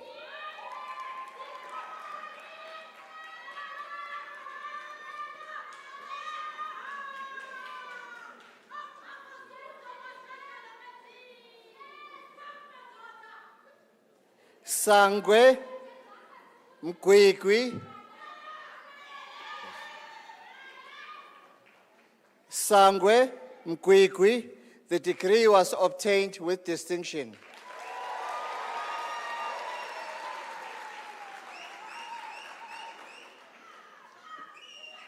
Sipiwe Siabonga Posula.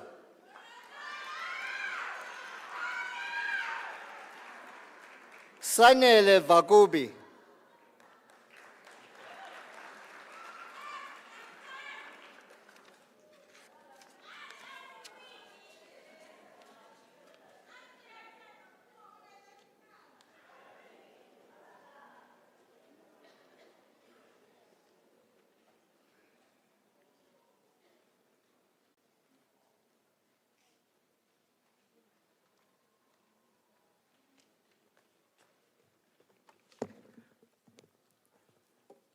Madam Vice Chancellor, the following candidates received the degree of Bachelor's of Science in the College of Agriculture and Environmental Sciences.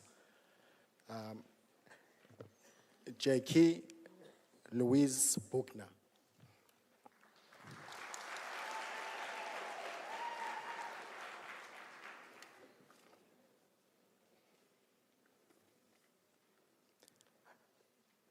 Abdi Fatah Yassin Ismail.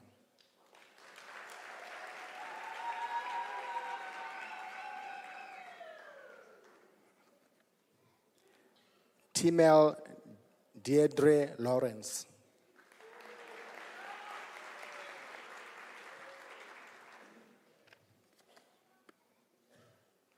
Mamaleka Mariam Mabogwani.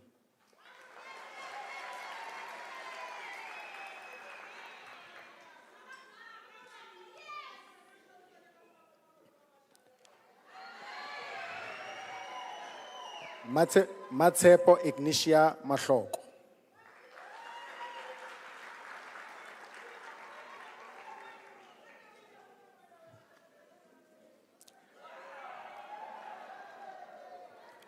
Praiseworthy Notando Mapanga.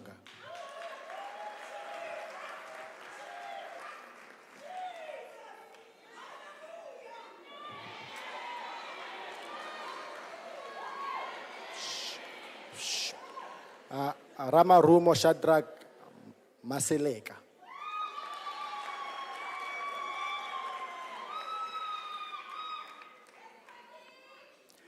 Megan Aline Robbenheimer, the degree was obtained with distinction.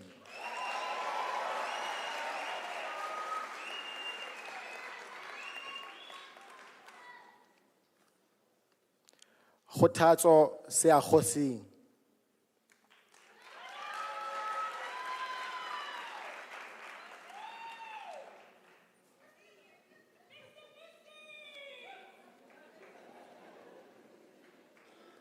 Sabelo Collins Sigawuka.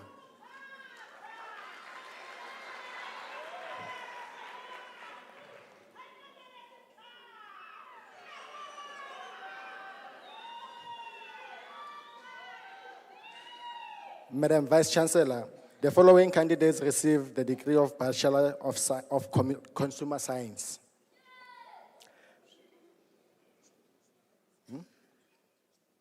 Oh, okay, sorry. Zinhle Manana. Sorry.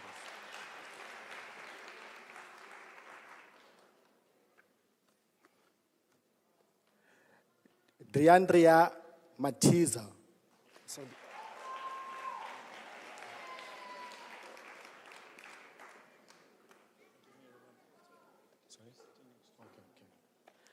Michael Hayden Milton.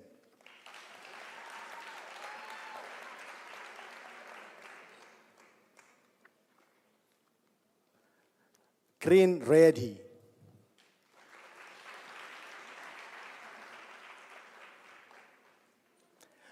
Madam Vice Chancellor, the following candidates received the degree of Bachelor of Consumer Sciences. Fatima Dodat.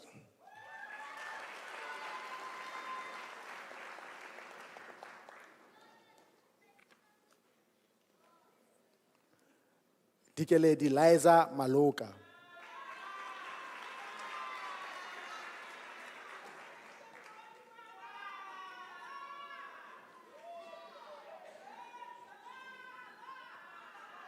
Gracia Mampotseng Mtsweni.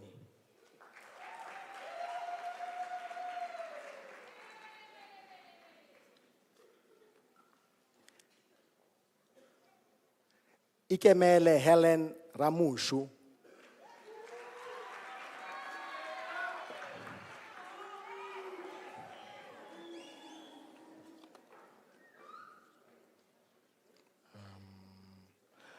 Madam Vice Chancellor, the following candidates the degree of Bachelor of Arts in the College of Agriculture. Oh, sorry. It's still the Bachelor of Consumer Sciences. Sorry, I apologize. Elizabeth Sigawuke.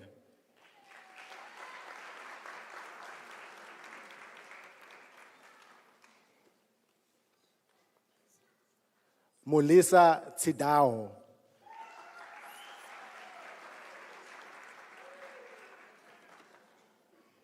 Megan Lee Fisher.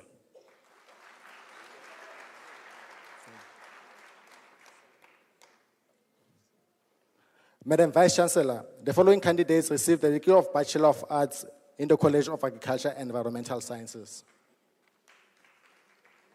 Michael De Beer.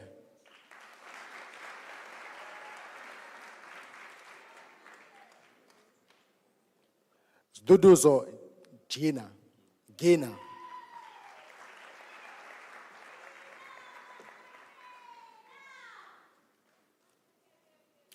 Nolwaze Muriel Longwe.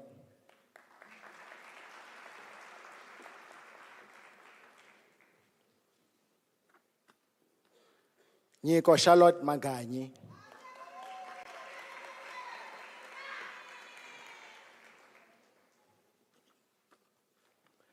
Tsepiso Marota.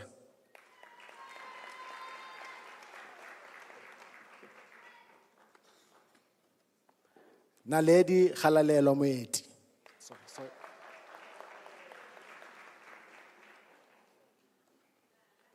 Bobby Mwanza.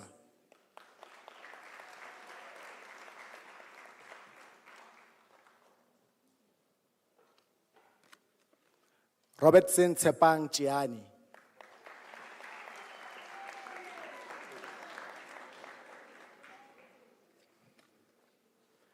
Ntabise Ntakalani Melba Nsibande. Sorry.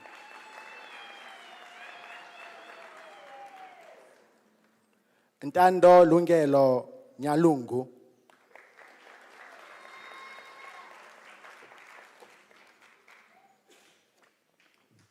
Mutsoka Prudence Ratau.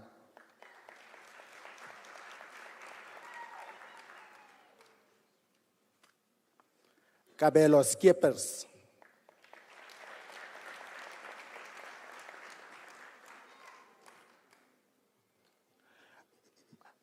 Masilu Charles Molopa.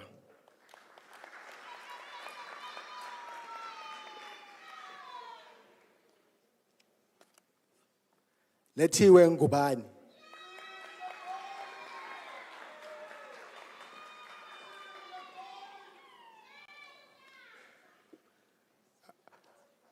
Rivoningo Ngobeni.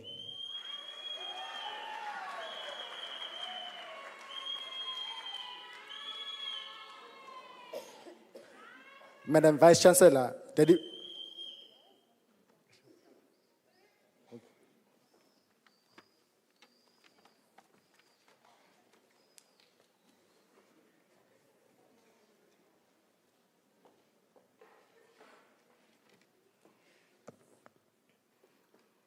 Madam Vice Chancellor, the following candidates received the degree of Bachelor of Education.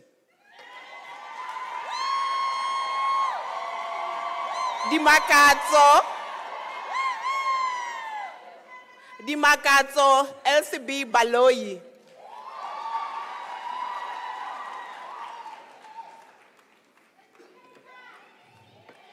Prudence Baloyi.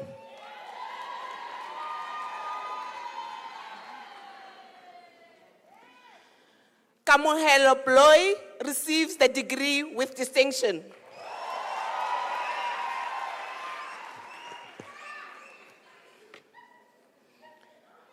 Princess Mudiatsaka Shabalala.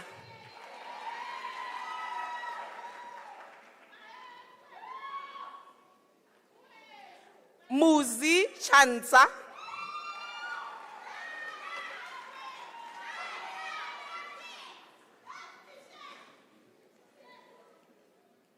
Kina Rukaya Kabira Igo.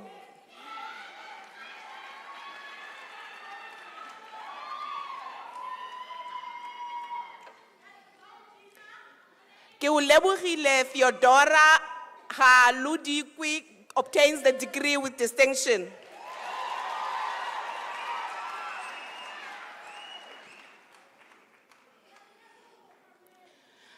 Tsepo Hlachwayo.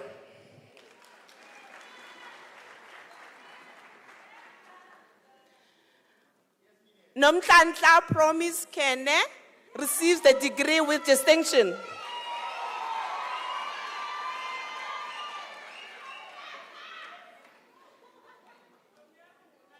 Anna Mamuluko Lamola.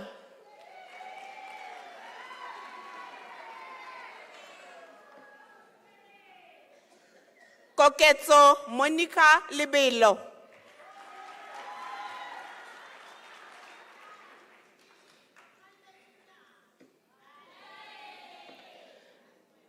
Mabokgobokgong ke utumetse lentswe.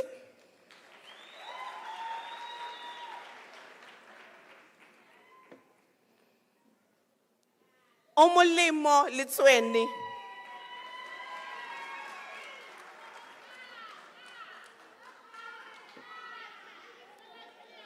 Nonhlanhla Madonsela.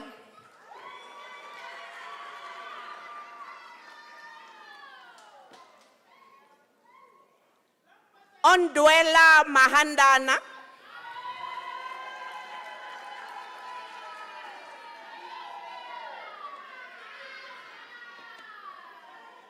Misotlo Mahanyele.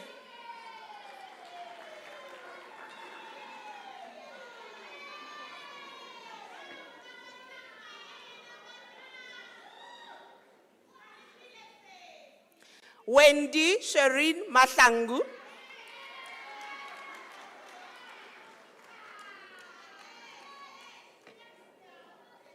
Rorisang Makaye.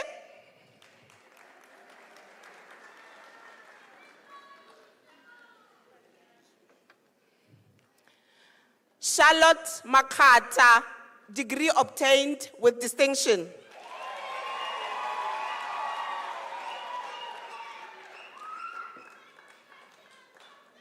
Cecilia Makotoko.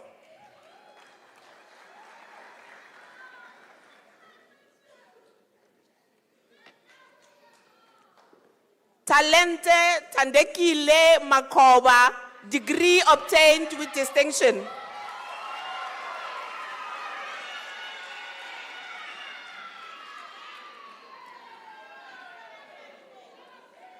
Risuna Kolisiwe Makubele, degree obtained with distinction.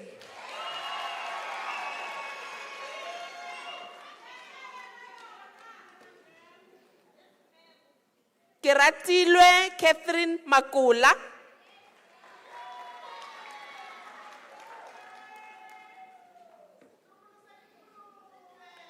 Masiho Makwati.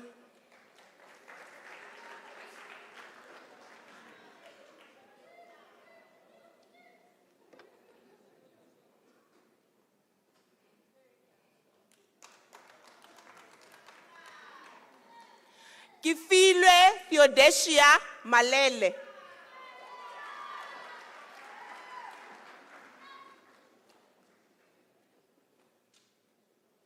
Makabu Alice Malete.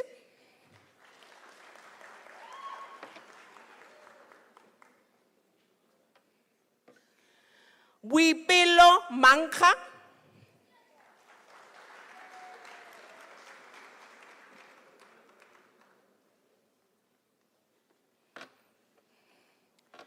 Ratanang Lavdelia Manyapelo.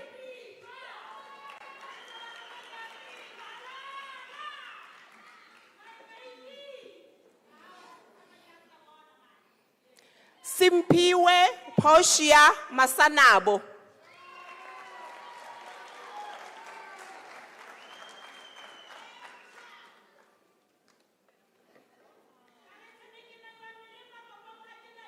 Nhlanhla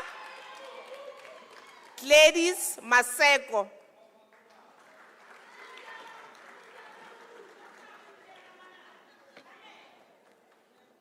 Ntabiseng Mashala.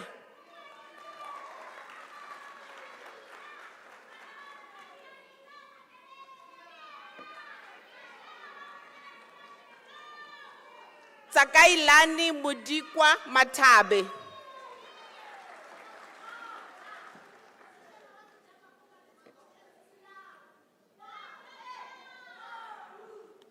Nomawethu Mavungwane,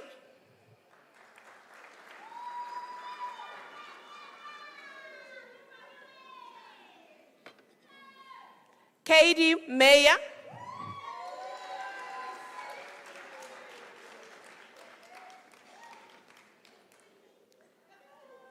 Samson Mudimusana,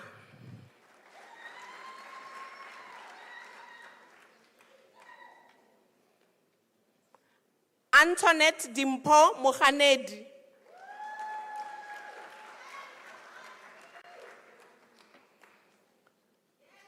Tshegofatso Oscar Mohlabeng,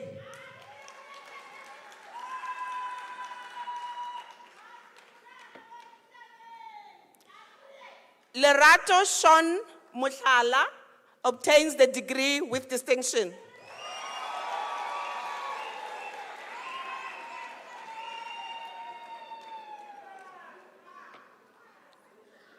Mildred Kidiboni Muila,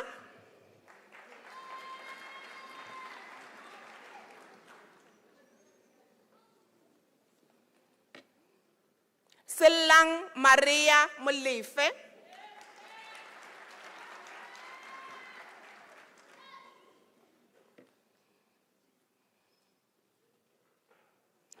Daisy Rinkatsemang Molukele,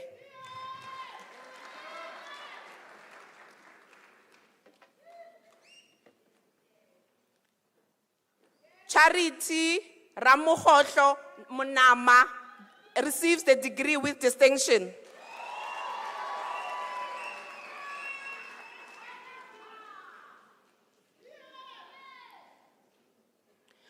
Lucille Daphne Mora,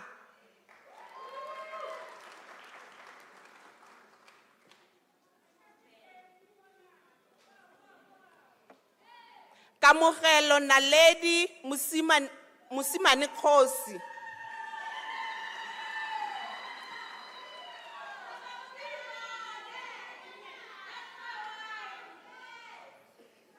Kolani Yolanda Mpaketsane,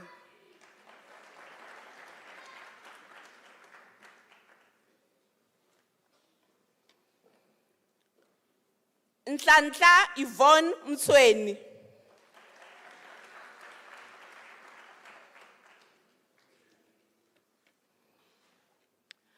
Tato Christopher Mtsweni,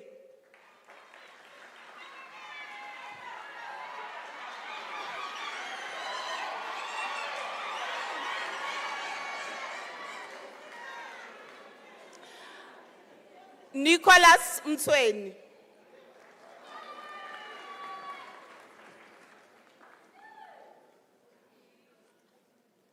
Ndubo Muregu,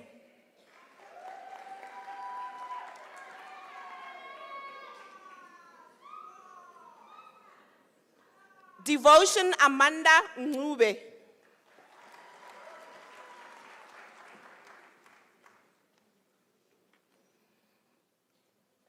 Nomhle Doreen Ngwenya,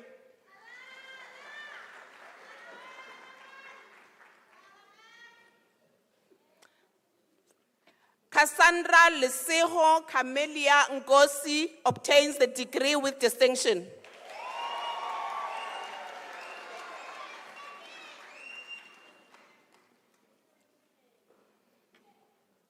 Motis Nkuna,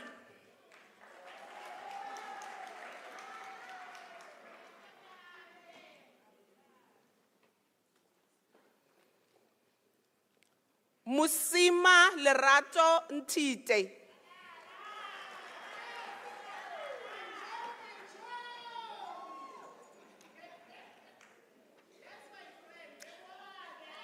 Nokukhanya Pompayo Ntombela,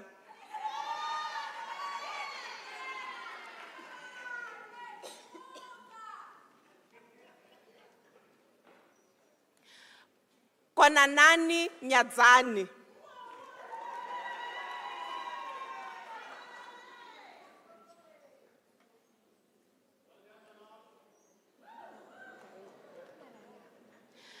Amonet Pereira,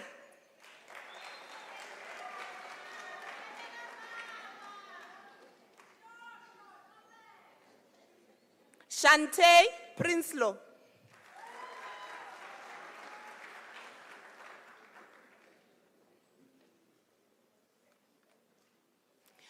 Malihu Flora Rabutla.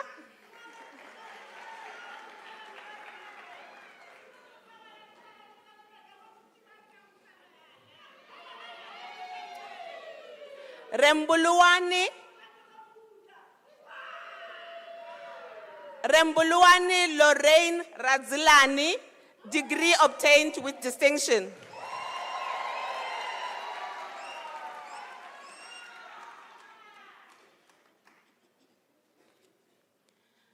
Pumuzo Solvent Ramaphosa.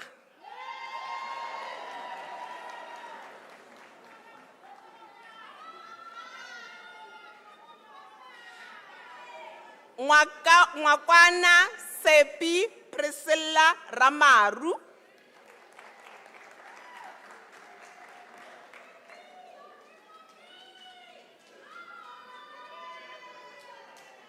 Blandina Masebuka Rankasa.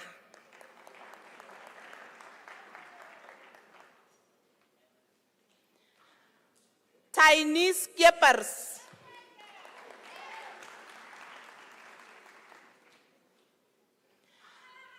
Podisho Sianejo.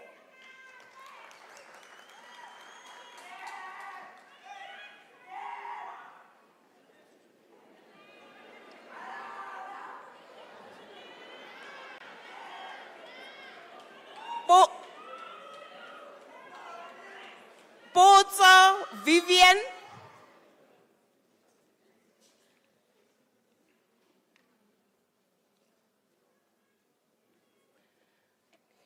Potso Vivian Sidikani, degree obtained with distinction.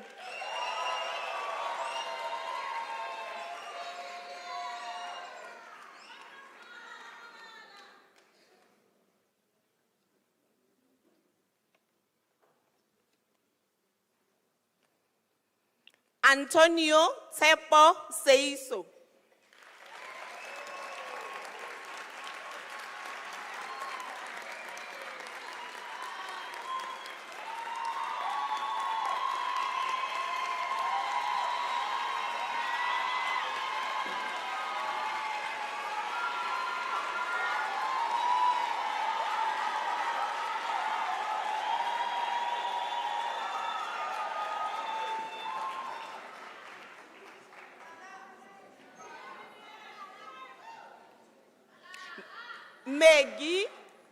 Maggie T.S. Sefalala.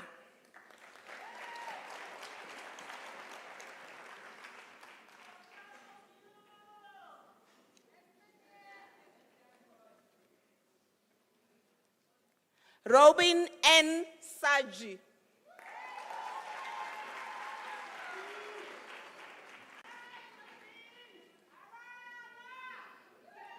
Matlatsi Plantina Sitsiba.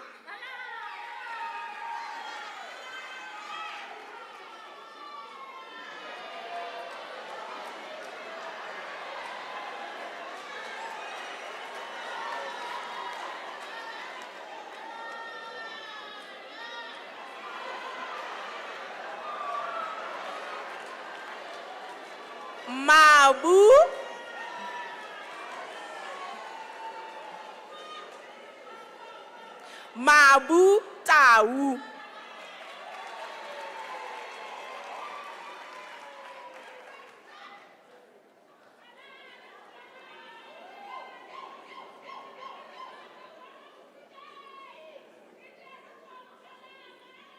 Yvette Supeka Teledi.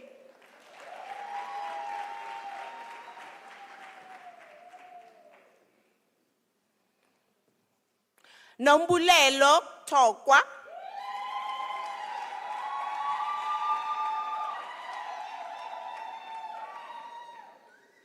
Basitsana Vinolia Tontwani.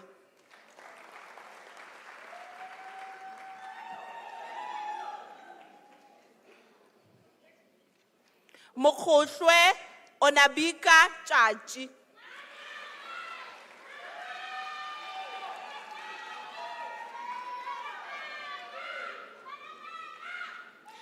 Hefuleni Lorraine Shabalala.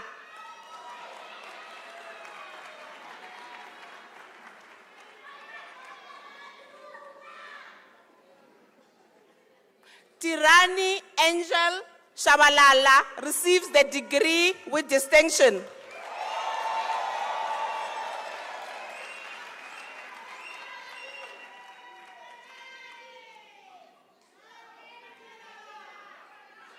Anita Melva Tsilani.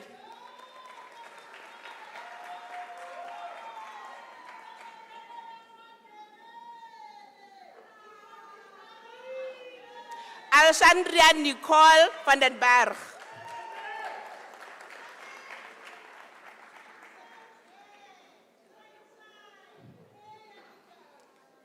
Nkateko Christina Shibambo.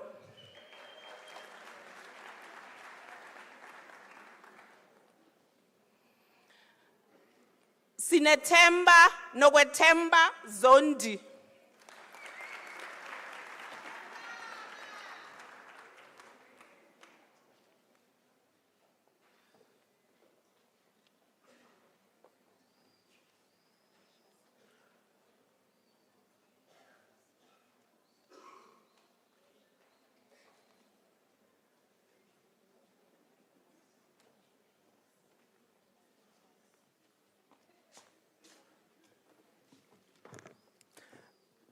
Madam Vice Chancellor, the diploma candidates will now be introduced to you.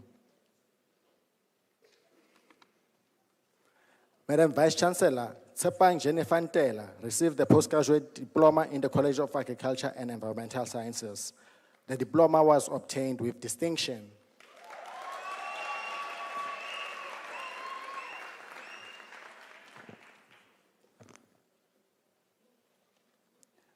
Madam Vice Chancellor, the following candidates received the diploma in the College of Agriculture and Environmental Sciences.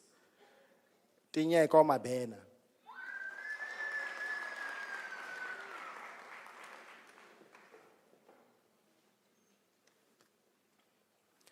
Matlo Sharon Ramauka.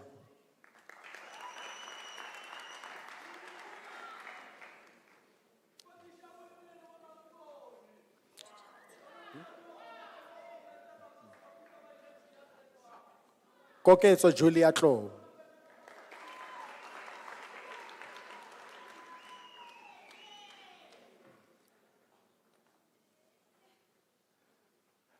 Jan Lodevikas van Rensbeck.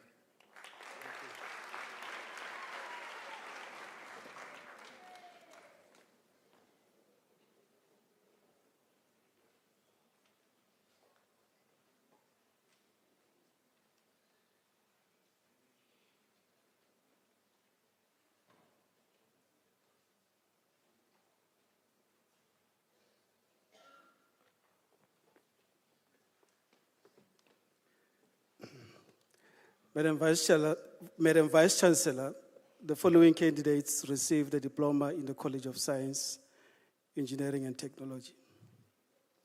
I have a flow, so I'll try to Bezenhout Hendrik.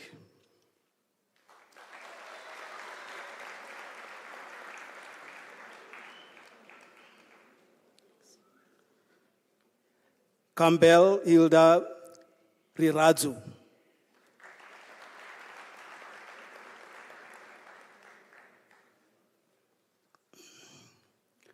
Koka Sipamandla Simangaliso.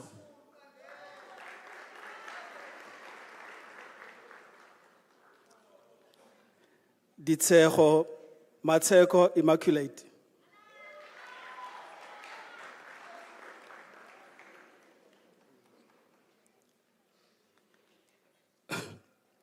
Ansbrook Andre.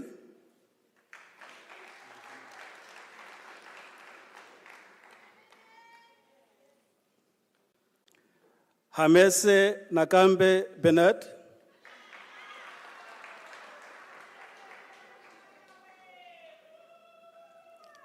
Wow, cut it. Kubeka Busisiwe Rose.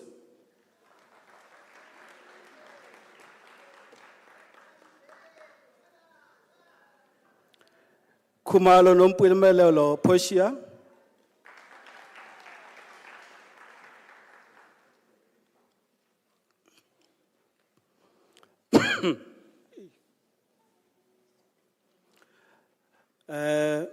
Matlhagare Tabiso Mpolodi Jonathan.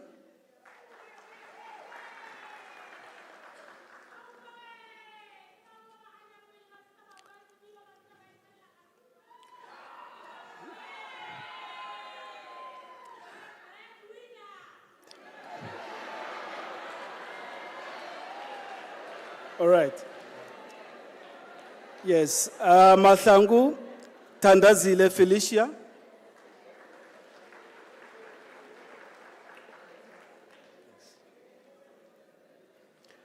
Makura Mabatu Johanna.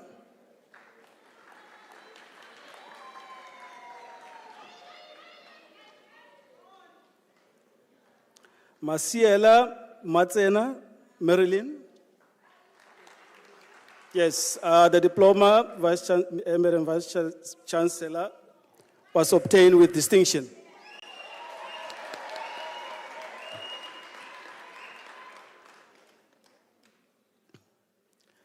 Makopela Kelebogile Latifa.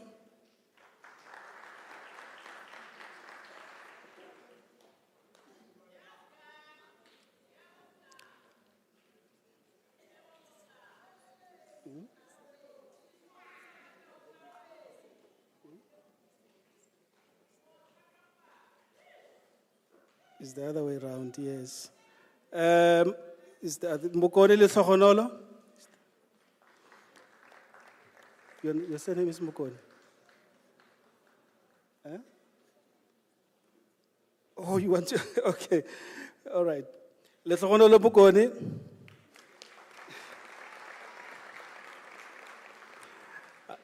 I'm a Swazi, so his surname is very important. Sorry for that. Jeffrey Palandwa Tabiso Mudau.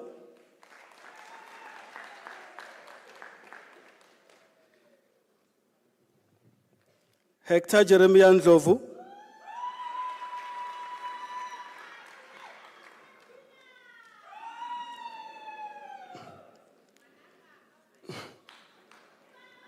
Zudivevo Nelushu.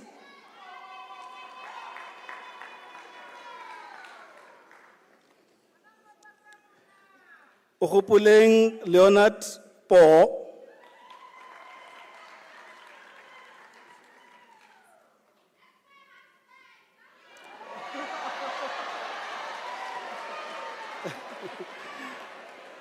All right. Hilton Gerald Shaw.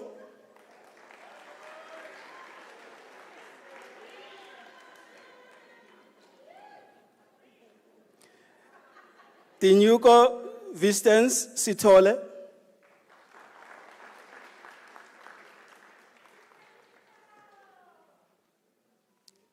Thank you so much. Busisiwe Gumta Telachane. Yes. Tsetlanyane. Okay, thank you.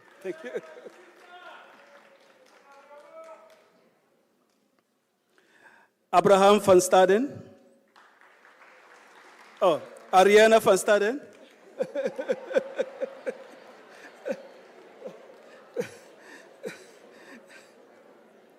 So let's enjoy the moment. I can't see. Mangalani Vilankulu. I can't see.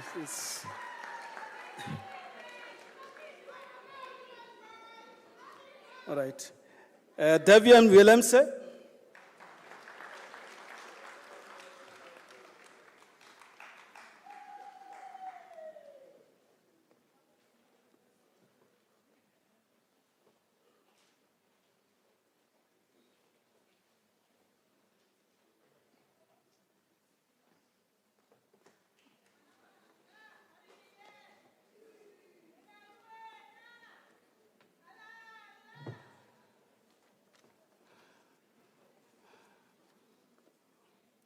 Madam Vice-Chancellor, the following candidates received the diploma in the College of Law.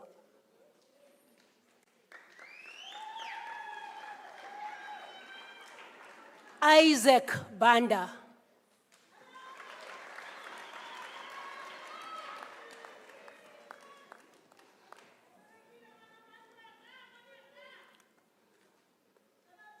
Maggie Catherine Flito.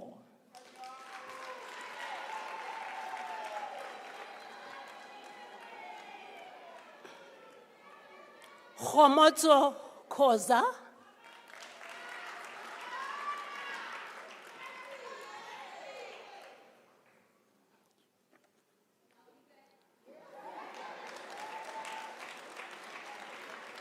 Ngowakwana Precious Maharela.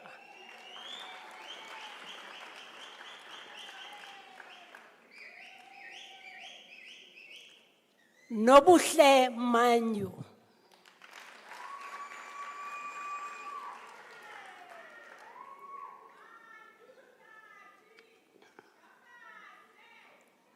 Mashangu Elvis Matlalambi.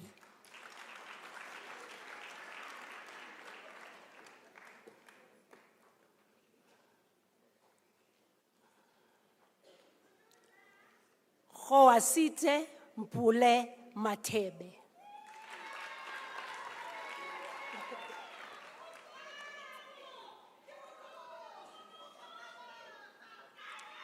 Tabiso Mefikwe. Thank you. Mefikwe Tabiso.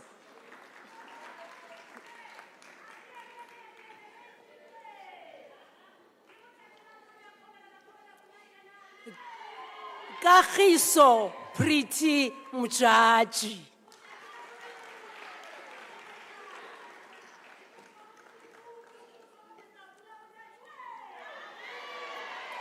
Halale Sang Primrose Mulefe.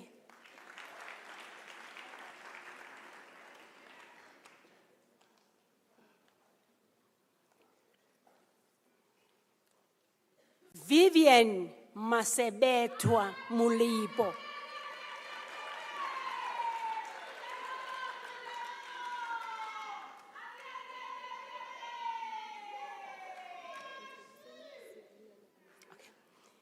Tabiseng Sibulelo Anastasia.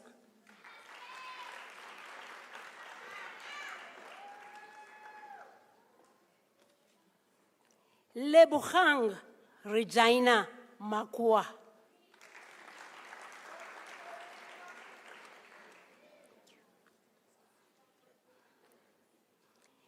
Edward Sikanyiso Motubatse.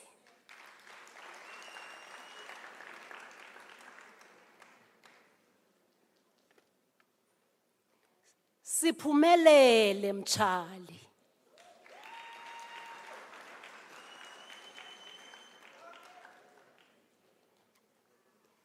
Brilliant Netamba.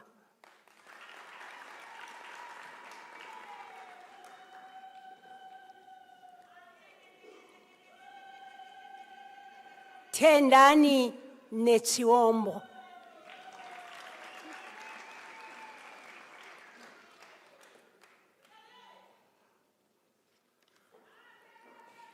Karabo Digeledi Ngobo.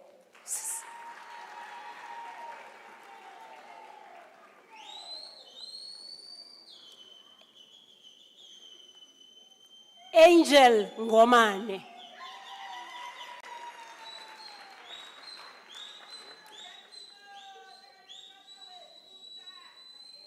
Hlanganani Clement Nguna.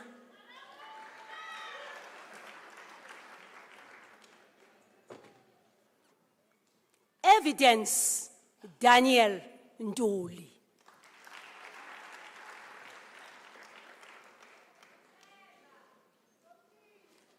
Nonkululeko Sweetness Khadebe.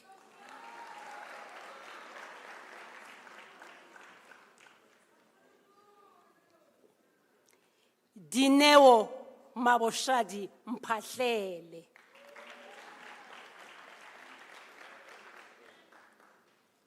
Clinton Junior Sefanyitso.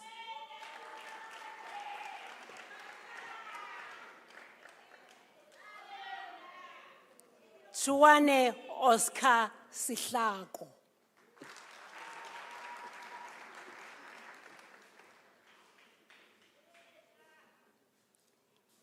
Shiva Shavi Seletani.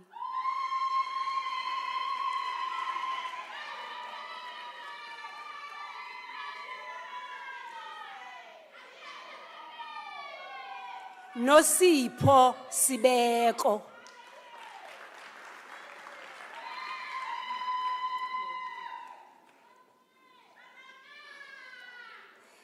Sanelisekile Zandile Zulu.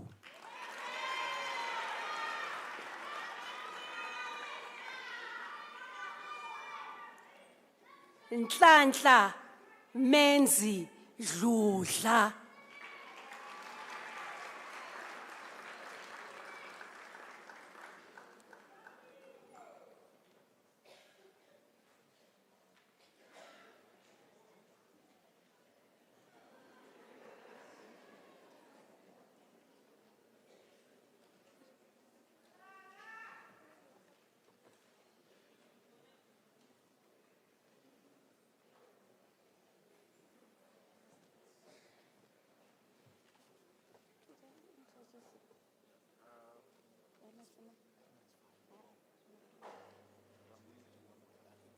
Yes.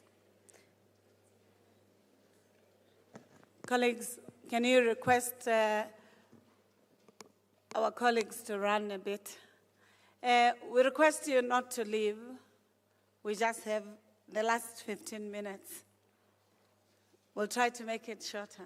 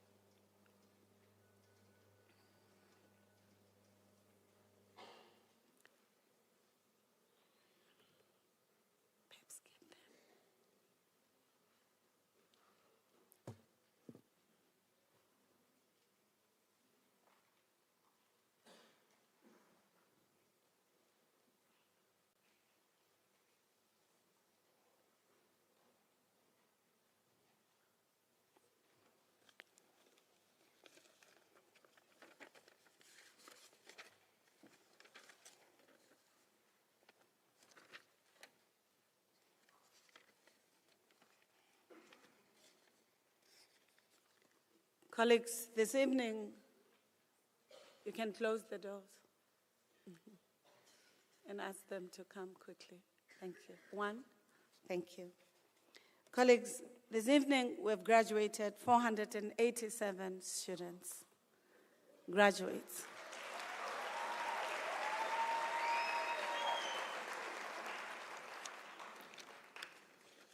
We would like to congratulate you, our graduates, the people who came here without confirmed degrees, and we can say without hesitation, you live here as the alumni of the University of South Africa.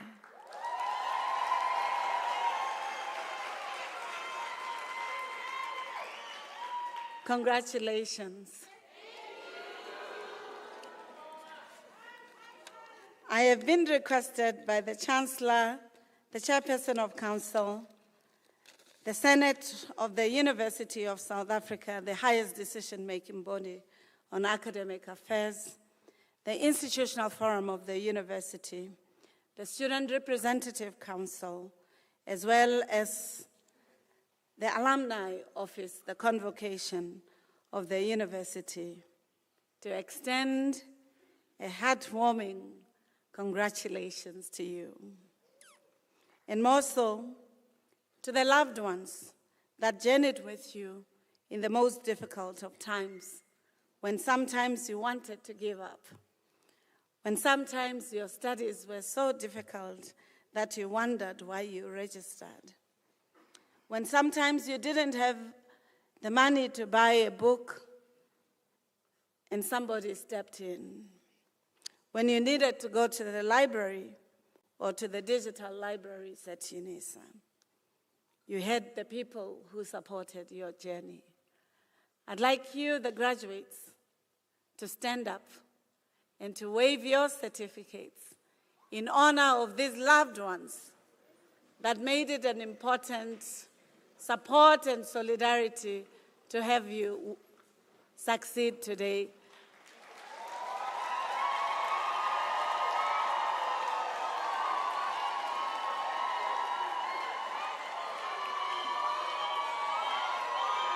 Thank you. Thank you. You may be seated. Thank you. Thank you. No. The teachers,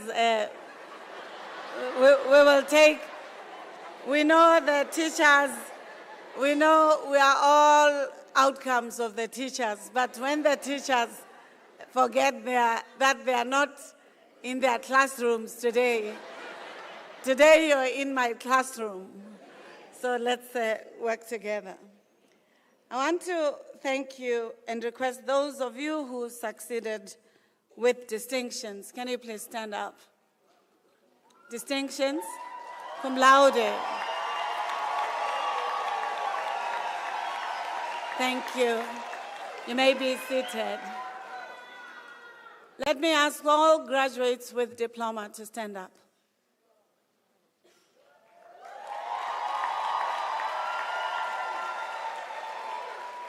Congratulations, colleagues. As they say, your diploma is not a destination. It was an invitation into something even more beautiful, which President Mandela says changes lives. Therefore, in 2 weeks' time, registration is open. You can register. You can register for your degrees, and you know that we always assist our students to succeeding. Whether you have resources or not, apply. You know how to use my UNISA. Congratulations. You may be seated. Let me ask our degrees, postgraduate, diplomas, as well as honors to stand up.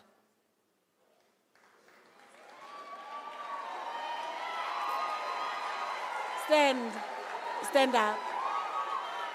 Stand up. I didn't say sit down, I said stand up.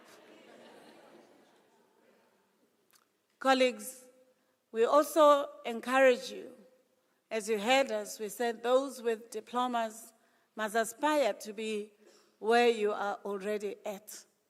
But we also say to you, it's not a destination. Can you ensure that you enroll for your honors, but also you aspire to doing the penultimate qualification in our education system? In the National Qualification Framework, there's something called, 9. Yeah?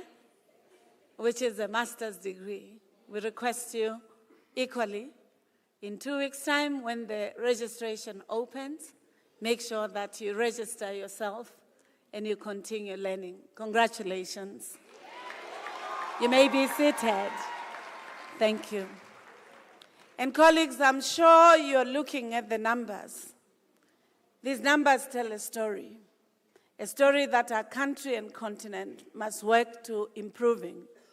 You'll see that we have more on the undergraduate studies.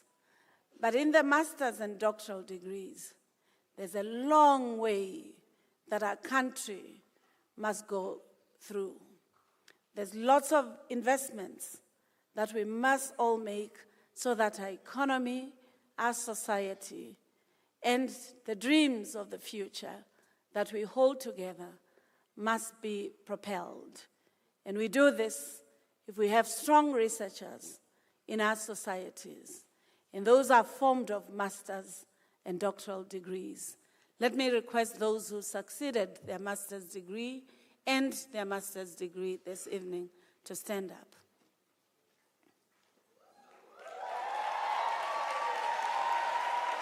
Thank you. I'd like you, they say, you see, it's even masters, you know, master. Yeah. I'd like you to look behind you. We request you at UNISA not just to be excited about being few, but to ensure that as you rise, in the words of Charlotte Maxeke, you lift others. You must be mentors. You must mentor others. You must teach your communities. You must make this idea of research and education an important resource, because you're amongst the few in our country, in our continent, that have gone on to getting the credentials that you're getting tonight. Congratulations. You may be seated. And of course, here, I don't need to hear, woo! I don't think in graduations we do, woo! I think we do ululations in the African sense, the true sense. We avoid bringing the street to the graduations, but bring our African tradition, the proud traditions that we have been bequeathed with by those before us. And therefore, in these graduations, as we conclude, I'd like us to remember who we are and to do so with dignity and pride, because these ululations are very distinct. Our colleagues, Shitao, in his country, they don't ululate in China. They don't. It's specific to this continent, and we should respect ourselves and carry this with pride. These colleagues came as Mr. When they left home, they were called Mr. It's only 3 men. Earlier on, we had men and women, so don't think we don't have gender equity. We do. Can I request you to stand up? Colleagues.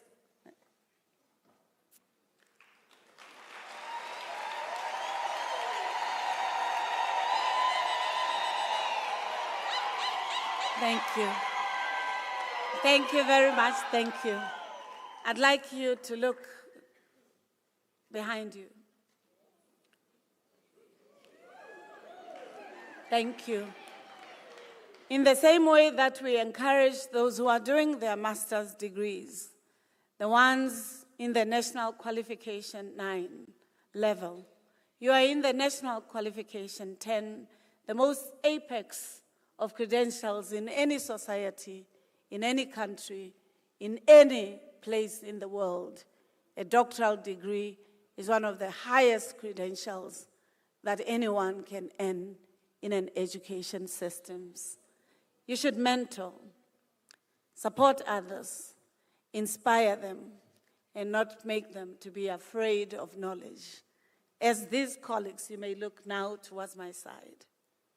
And therefore, it's quite heartwarming that you have gotten these credentials, the highest. But no, as they say at UNISA, the sky is no longer the limit. It's the horizon of research. The planets, the stars, are the studies we learn here at UNISA. And we do so because we have invested in the African Millimeter Telescope, the research that wants to know the black hole, to understand the universe. These colleagues here in front of you did not just get their apex credentials.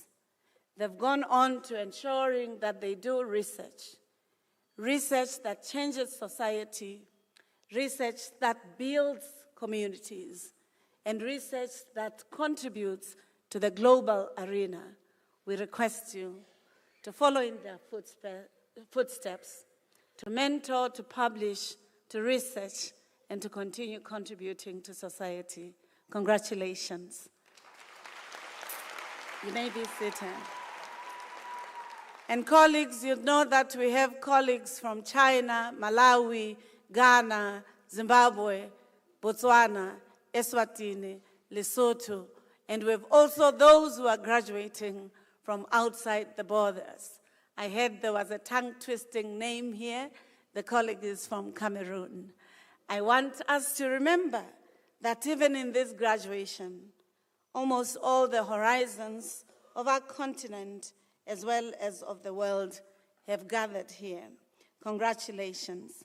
Let me therefore request our students, the graduates this evening, not only to contributing to knowledge, but to contributing to the socio-economic and political transformations of our societies, anywhere you will be. To be indifferent to corruption, as I said earlier on. To be at the center of supporting the eradication of poverty. To be at the center of advocating for social justice. To be at the center of speaking out to power in order that the services in our society and elsewhere are accomplished. To speak against wars and violence, whether gender-based violence or femicide, and to ensure that you're the great ambassadors of this university that has just taken for itself number 2 in terms of the research of this important country. Congratulations and all the best to you and to your families. Congratulations. Finally, colleagues, my colleagues tell me that I'll not have done my job if I don't ask you these critical questions, because then they know that your certificate is going to work for you. They ask me, how many of you have driver's licenses?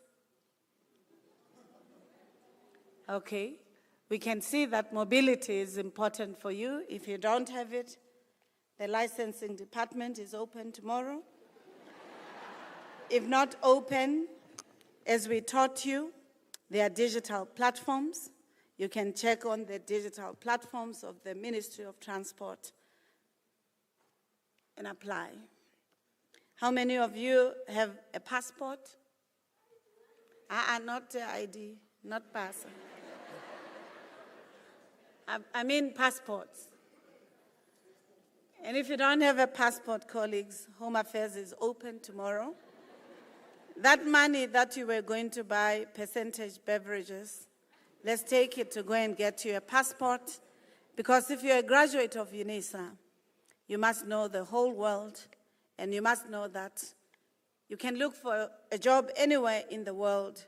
Our credentials are recognized. So passport, Home Affairs will be busy tomorrow. And then I asked the question, how many of you have been to all the provinces of the country? So our questions are not to embarrass you, but to do a survey of what we still need to do. And if you don't know all the provinces, we request you can take a train, you can bus it, you can take a horse or a donkey, or you can ensure that you pool cars with your friends, or you take an aeroplane and try to understand the country, because the credentials you have must allow you to be able to resource the country anywhere, any province. You understand? Thank you. How many of you, therefore, and you can sell your shoes. I'm sure there are some professors here who loved your shoes. Some of you couldn't walk, it was like, you borrowed, it's like the first time you've always been using sneakers. You didn't practice before. You look beautiful and amazing. The penultimate question. How many of you have been to 1 or 2 or 3 countries in Southern Africa? So colleagues, they tell me that Botswana is 5 hours away, the same distance that is shorter than going to Cape Town or to Kimberley. So with that passport that you'll get tomorrow, try to go to Botswana, Eswatini, Mozambique, Lesotho. They are very close and closer to some of the provinces. Because if you're from UNISA, you must know the continent. How many of you have flown outside Africa? The World Cup is taking place. You have the opportunity to going to Mexico, Canada, or the US, and especially taking pride that tonight you are graduating with Banyana Banyana. Can I request her to stand up? I'll tell you why Tsepiso must stand up.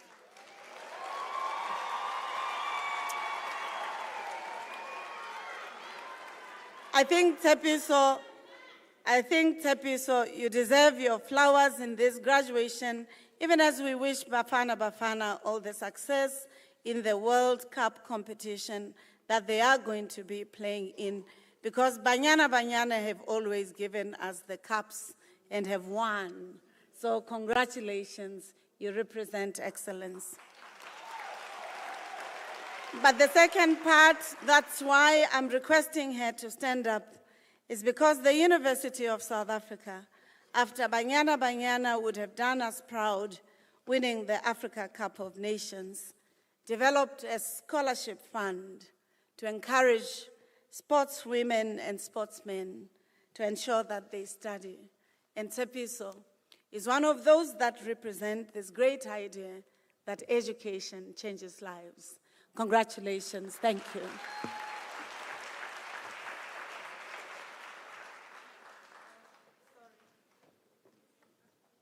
At this point, colleagues, let me hear the real African Mididi Etsane, Micholokwane, and ululations in celebration of the accomplishments that have been made.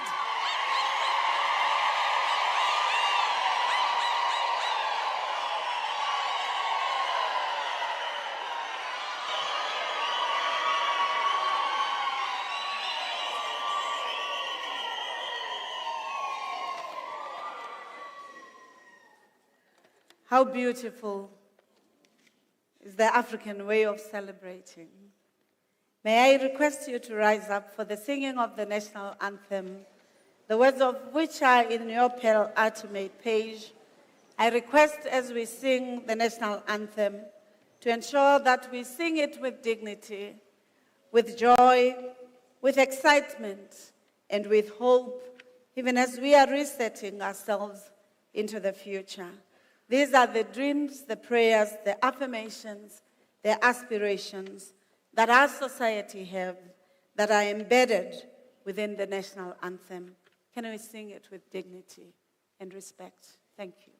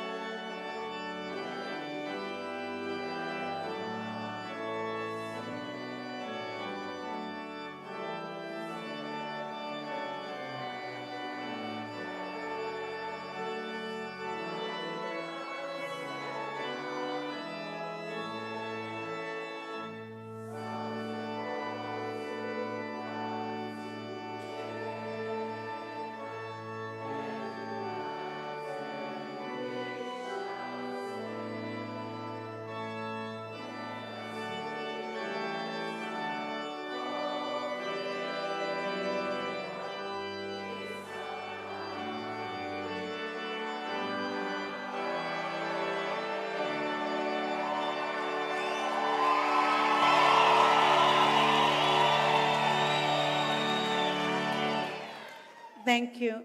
Can I request you to remain standing and also to allow the procession to leave the hall? As we do so, may I request you to, may I request you to support the procession without going before them. Let me therefore, I apologize. You know, even us teachers sometimes lose our teaching notes. I know the script. I could recite it on its own, but I don't want to make mistakes. Ladies and gentlemen, I'm truly appreciative that we have sung our national anthem with dignity and respect.